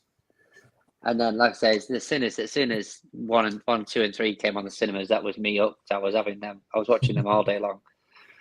But I don't think Jar Jar Binks is that bigger of a disappointment as most people say. But... He's the best Sith Lord they've ever had. Yeah, that's the theory, isn't it? There's your Sith. Yeah, but I'd like to see a new film with Rey and probably Finn in by the looks of it. I do enjoy them. I enjoy them regardless. But I'd say my weaker ones are definitely the first 1 and 2, I think. And the 8th one. I'm trying to figure that one out. Yeah, I'm trying to look up which is which.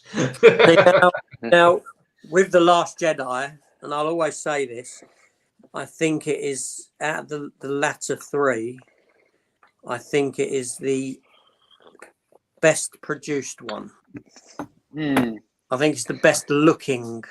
Oh God, yeah. Probably the most well directed of the 3. It has a lot of issues. It does, but I think in time that film will people's opinion will change of that Yeah, film. I don't like the attitude of Luke in that.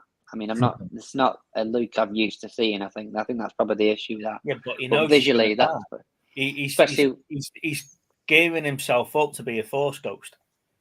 Yeah. But those new look 80 walkers with the big like gorilla paws, the heavy armor ones, they looked amazing. But like you say, Luke's attitude to this one is, my time has come. Yeah. You know, I'm now doing this to rescue my friends. Yeah. You know, I mean that I want to say that fight scene, but that scene in front of the cave where he's trying to break into it. That's visually, that's amazing. Yeah, that looks good. It's I mean, the side plot with Finn and that was all nonsense. I'll give it that. Yeah, that's like casino. It's like I said, it's just they had no direction. They had no blueprint to follow.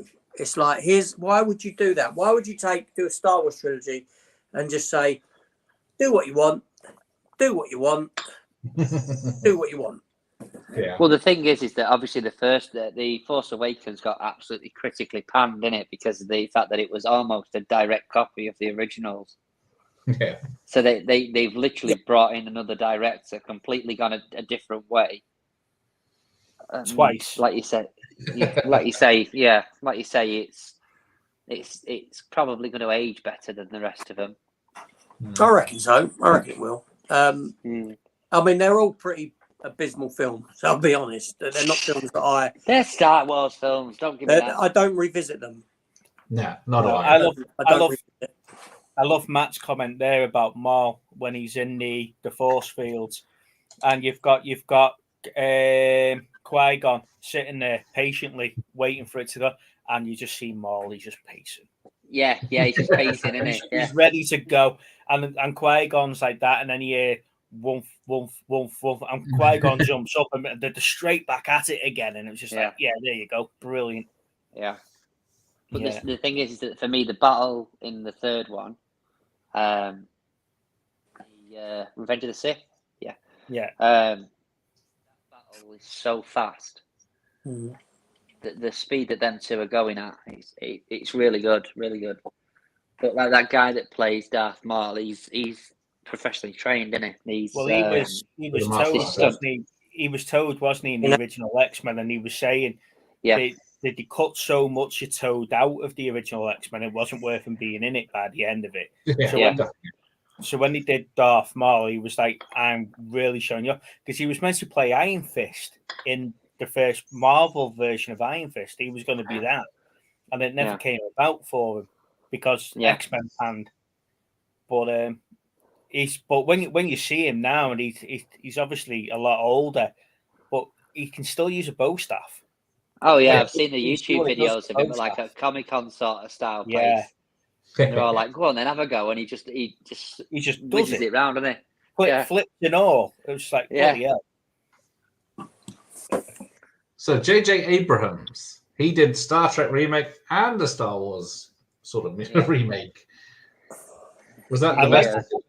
I like the 2009 Star Trek. Mm-hmm. I did enjoy that. I thought that was an interesting take, seeing them all coming through as recruits and everything else. I thought that was good. The Force Awakens was a bit different for me. It wasn't your typical Star Wars movie, was it? It was setting up a new universe and introducing you to new characters. And I think that's what Abrams does well. He introduces you to characters in a particular way where you're invested in them straight away. I thought BB-8 was awesome. Yeah, but then after that, what they did with Rey and what they did with Finn and Poe and all that great character build up in the first one, they just ruined it. I thought it was interesting to take that they killed Hanoff. Yeah, but he was insistent, wasn't he? He wanted to. He didn't want to end that character. Gone. No, that's the only reason, because Harrison Ford never liked that character anyway. No. And he hated it when people would come up to him and say to him, ask him questions about Han Solo. So to finally be able to say, okay, I'll return for this film if you kill me. So then once I'm killed, this character is done with. I'm not going to get any more questions about the Of character. course you're not, mate. Yeah. And that's pretty much what it comes down to for him. Maybe that's why he's agreed to come back to do Indiana Jones. We're going to kill him off. Yeah. All it's done is stopped him getting paid for new movies, really, and it's not. They're not going to stop anybody going. Oh yeah. Well, I mean, then he came back in Rise. He did decide, he did agree to come back for the last one for that scene. Yeah. I wasn't expecting that. No, sir. But that's the thing. I genuinely enjoy that last one. I genuinely enjoy it. See, Oceans has put here we'd like to see Finn come back as a Jedi in those films. They kept teasing it though, didn't they? They kept teasing his ability. Is Finn Force available or Force? Force available? Yeah. What's the word they use? Is he Force sensitive? Was it sensitive? That's the word. Is he available? because anyone can pick up a lightsaber and swing it around like a baseball bat, but because they teased it a lot, but no one ever explained if he was or he wasn't. No, but they teased it, didn't they? My favourite element to those latter three films is the Kylo Ren stuff. Yeah, Kylo Ren story. Yeah, he was good. They should have been brave enough to have her have the switch. Yeah, to have her go dark and him go light. Well, that's what they put on the bloody trailer, didn't they? That's what should have happened. The Dark Ray.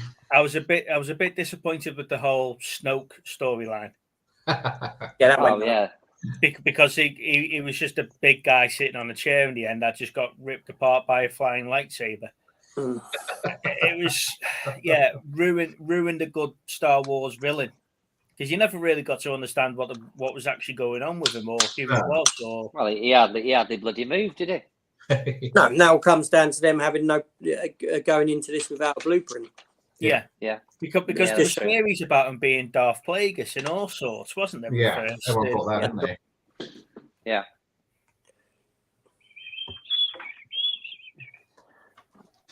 So yeah, that's what I need to do. Actually, I need to get the movies in 4K now. Now I can. JJ, yeah. JJ has done a lot of remakes, hasn't he? What was that Alien on Earth one he did? That train crash. Oh, Super 8. Yeah. Just rip off train crash. E.T. gone bad. Yeah. That's brilliant. But yeah, he has. I'm trying to think what else he's done. What else has he done? Did he do one of the Mission Impossibles? Yes, the third one. Yeah. I think everyone's done a Mission Impossible, haven't they? Yeah, but that many there of the has bloody been 15 of them. Yeah. They started in TV, didn't they? Yeah. Bad Robots got started there, didn't it? And all things like that. Yeah, Lost. Was the Jessica Alba spy thing? Was he that as well? Was it? No, the other one. Jessica Alba. Yeah, that was Dark Angel, was it? Was it him or was he the other one with Electra Woman? Alias. That's it. Jennifer Garner. Yeah. Yeah, thingy was Dark Angel was James Cameron. That was it. Yeah. Really? Was it? Yeah, he was sort of involved in that. So. One of those where they just put the name to it. Probably. Yeah, like his Terminator film. But going back to the start, what would you like to see? Which part of the Star Wars lore would you like to see them explore? Because obviously you've got like the return of the Jedi books, haven't you, and stuff like that, and the Empire books and stuff like that. Which way would you like to see them take the franchise now? They've theoretically finished the Skywalker stuff. They've got this bigger universe to explore. Well, they haven't if they carry on with Rey film. Well, I'd like to see them go back to Knights of the Old Republic. Yeah. No, that'd be cool. Yeah. During that era. Because have you read any of the books? No. I've read quite a few of them, yeah. No, I've read the Dark Horse comic series that was set during that sort of era, back in the day, a long time ago now. You know, when the Jedi were in their prime, when they were, you know, a force to be reckoned with, when they were everywhere, that sort of a time period. Yeah. You know, when they were the key piece, so to speak. That'd be good. But I wouldn't mind seeing more Star Wars akin to Rogue One, as in the sort of ground troop element. Take the Jedi out of the equation again. Have that sort of war side of it there. Yes. We would have had that Rogue Squadron trilogy or whatever it was. Yeah, Rogue Squadron and X-Wing. Yeah, but they're not saying X-Wing was a mix based on the game storyline, because they have 3 games of X-Wing, and there's a 6-book series of X-Wing, and they've got it's about different squadrons through that.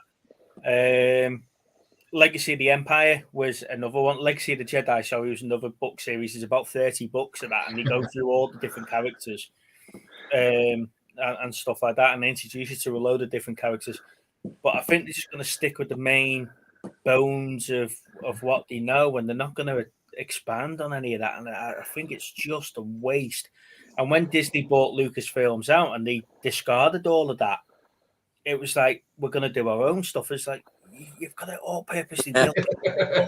No, just roll with Copy and paste this book. Yeah. No. That's right. I mean, you had the Timothy Zahn stuff, you know, which was great, which were essentially a sequel trilogy. Yeah. They were really good. There was so much. There was so much that they dismissed and got rid of there. You know, because in the books, Luke was married and had kids and all sorts of stuff. And, you know, Kylo sort of like that with Leia and Han having a kid and Ben, but because it was Ben Skywalker, not Ben Solo. That was the character. So they sort of swapped and changed bits throughout.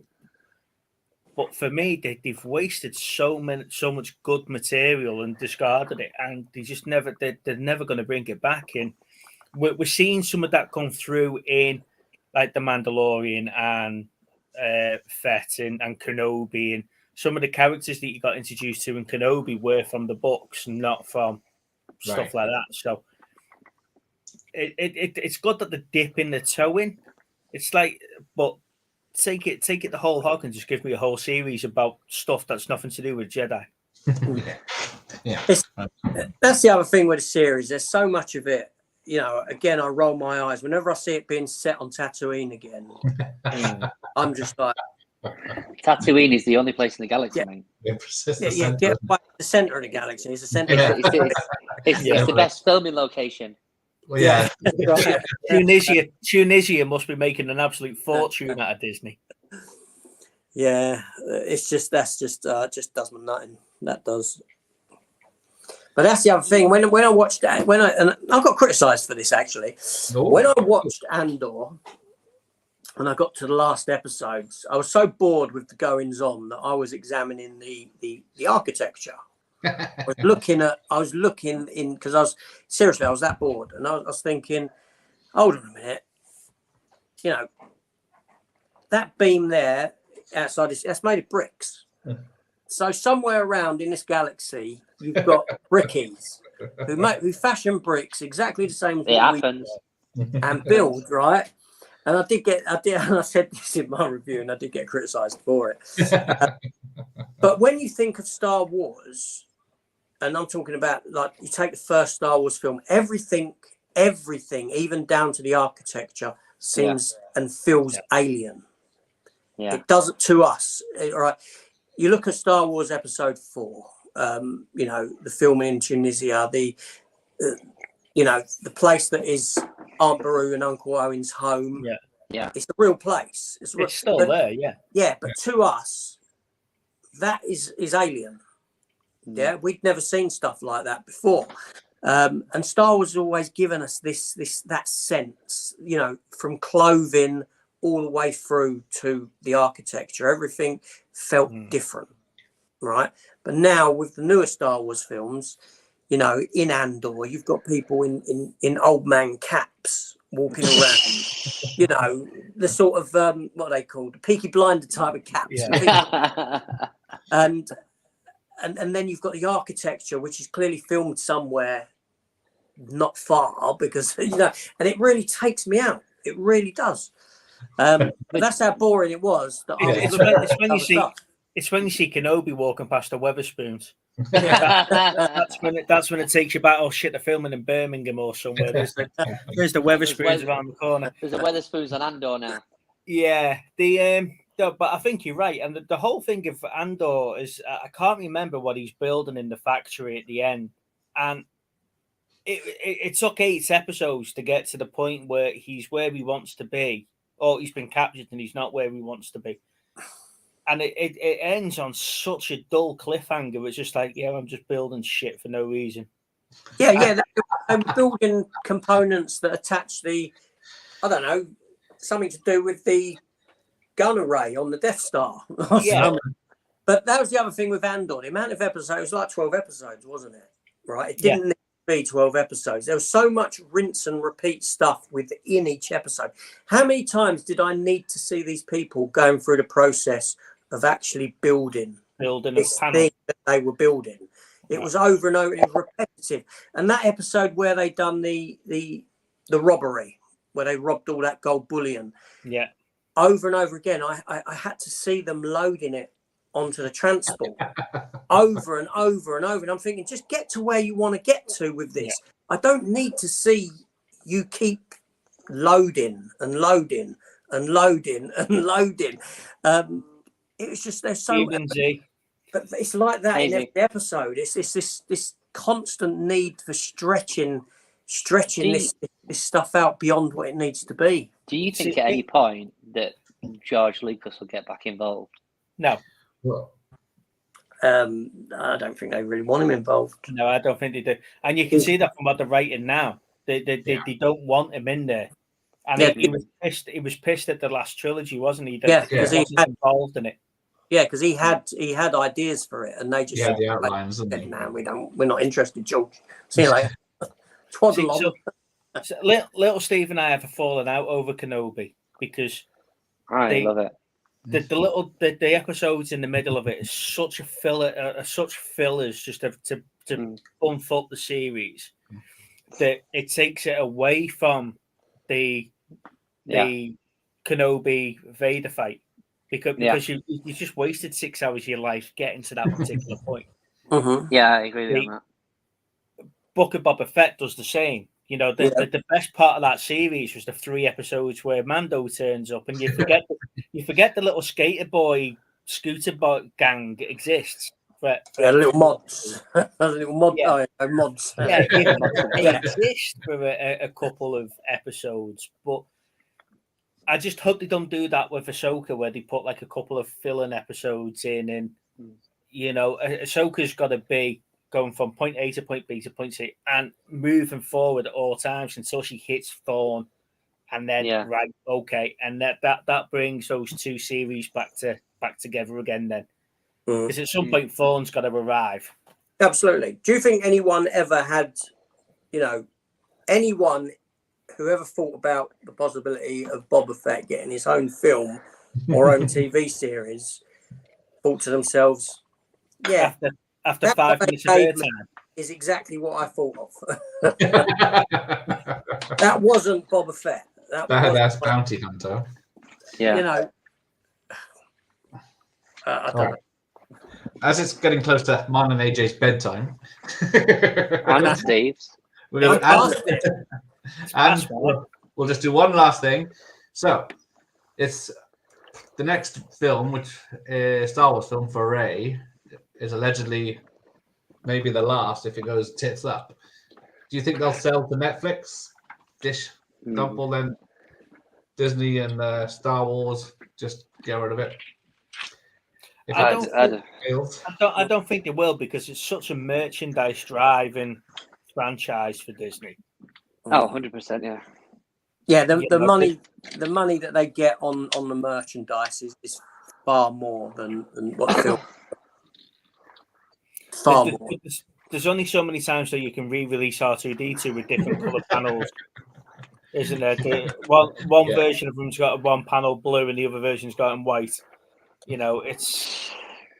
But going back to that though, even if they did release a film, you know it's going to make them millions on opening weekend, and the merchandise on the toys and everything else is going to make. It's just a shame from people like me, and AJ alluded to it before. I like a good storyline. I like something that follows through. I like how it all joins together. You know, and I don't mind the episodic stuff because I know it's there. But when you've got a trilogy and the first film goes off straight, and the second one goes off left, and the third one goes hard right, and it doesn't tie in together anywhere apart from I just know that character from the other film.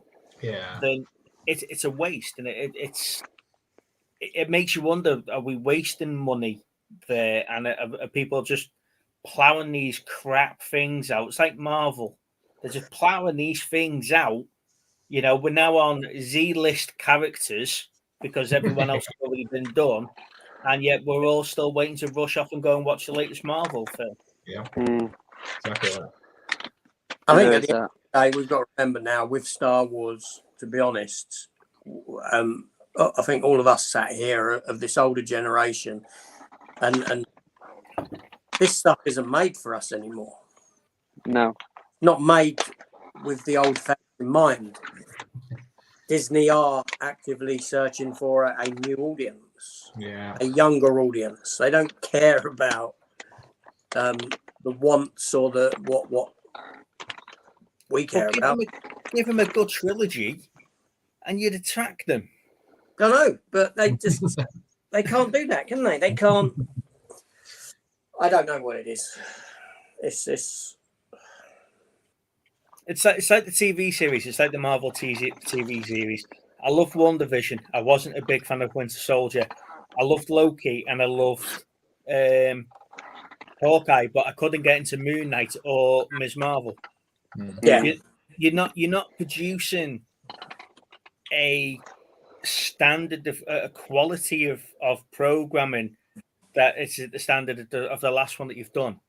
It's like we've got to get it out there. We've got to get the next one's going to be Squirrel Girl, and no one really knows who the fuck Squirrel Girl is. the money comes before the art. Yeah. That's what it's all about. This, you know, whereas back in the day, cinema, TV, whatever, it was an art form. It was treated as an art form. Now, it's what can we do for the investors? For the shareholders. How can we make more money for the shareholders? Let's knock out loads of Star Wars content. Let's oversaturate, you know, and Marvel themselves, you know, the oversaturation of what they've done now with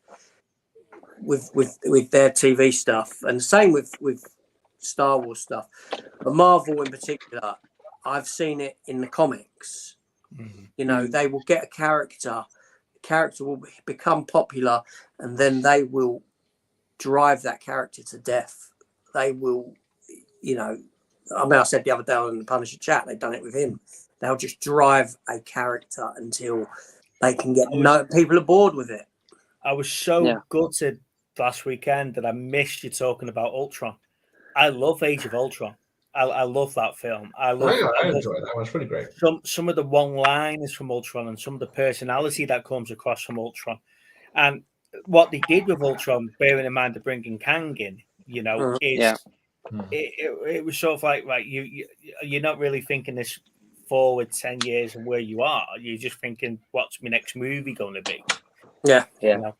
And that's what I liked about Ant-Man and the Quantumania, is that the end credit scene brings Loki back into it. So you're like, you're linking it back into where we first got introduced to Kang, you know? But Ultron for me is such a good baddie in the comics and the cartoons. And he was such an underrated character in the films to the point where they kill him off in this movie. But I can't remember. Little Steve just went, yeah, it was all right. It's an underrated. It's a highly underrated Marvel film. Yeah. It's a good time. No, it's all right. But I do love the line in that film where Ultron turns around and goes, humans, you're just organic beings giving birth to little organic beings. And it was just like your cockroaches. And it's just brilliant. It was just like the sums us up brilliantly. Absolutely. And it's just like, yeah, we're done. We deserve to get wiped out after that. Yeah. Just hurry up and do it now. Just drop this little Russian town that no one knows anything about. And just drop it on us. And kill us Well, all. that's it. I mean, they absolutely wasted Quicksilver, didn't they, in that? Yeah.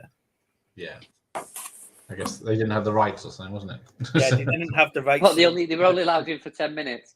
Yeah. They did have the rights. They had the rights. Both. There was. It's because the characters of Quicksilver and WandaVision are linked to both the Avengers and Wanda Maximoff are linked to both the X-Men and the Avengers, because these were both Avengers characters before they became X-Men characters and were written as the children of Magneto. Well, it didn't help that Sony were doing Days of Future Past either. Fox. Sorry. We're doing First Class. Was it First Class or Days of Future Past? First Class, wasn't it, where Quicksilver was in? That the first one he's in? Yeah. Was it that? Is he in? Yeah, it was in the tiny bit. He was. Oh, they're going to see. He goes in and breaks Magneto up, doesn't he? He says, "Oh, my mum told me my dad does something." Oh, that's in the second one. That's in Days of Future Past. Days of Future Past. Yeah. No, that's right. They didn't want to. You can understand that, but they were both allowed to use them characters. Yeah. They didn't want to properly. Yeah. Yeah, they just didn't want to. I just thought it was such a waste of a character in that movie, though. Yeah. Yeah. I mean, the actor who played him was pretty good, to be fair, but it's just wasted it. But like say, then I like what they've done with Scarlet Witch. They bring him back in WandaVision as the other version of a brother. Yeah. And that was quite funny. Still one of my favourite TV series, that for Marvel. WandaVision. It was so off the wall. Yeah, it was filmed as a TV show, wasn't it? It was like or something like that, and it was that type of style TV show. Right then, I'm going to wrap this up. It's time for bed. Ish. So thanks for everyone for joining me. The two Steves. Thank you. And AJ. I forgot he was here. Now, gents, on Thursday for our show, we were going to put the invites out over the weekend. If you're free, we're doing a comparison movie show. Do you know where we've got like Armageddon versus Deep Impact? Oh, yeah. The two films released similar times for the similar stories. Which one's better? If you're free, we'd love to have you on. We've got Paul from Magpie Movies. He's going to come and join us as well. So if you're free, we'd love to have you on and have your views on those. And I think that will generate quite a good conversation there. Okay. Yeah, I should be. Free. I think I'm free. I look like it. So I'll send you the invites, and like I say, have a think about what your favourite A-list and B-list movies are. Your what's our favourite what? Well, one's usually classed as an A-list movie and one's a B-list, isn't it? So it's like Olympus is calling as being the good one, the good Hollywood blockbuster, and White House Down was like the B-list crap version of the same film. Although I prefer White House Down to Olympus. So, exactly. There we go. So is it the Armageddon and Deep Impact one you're doing this Thursday? No, so basically what it is we were talking a few weeks ago about. You're not taking just one of them. No. We're talking all of them. We're talking Tombstone and Wired Up. We're talking, that sort of thing. Where Bugs Life. Where it's like literally almost the you're same covering time, them all. same year. Yeah, you're covering them all. Okay, fair enough. Studios have brought out very, very similar movies, sort of thing. Yeah. That's where, because there's so many of them. I've said to him it'd be a good idea to have a comparison conversation about them. Ghost and all way.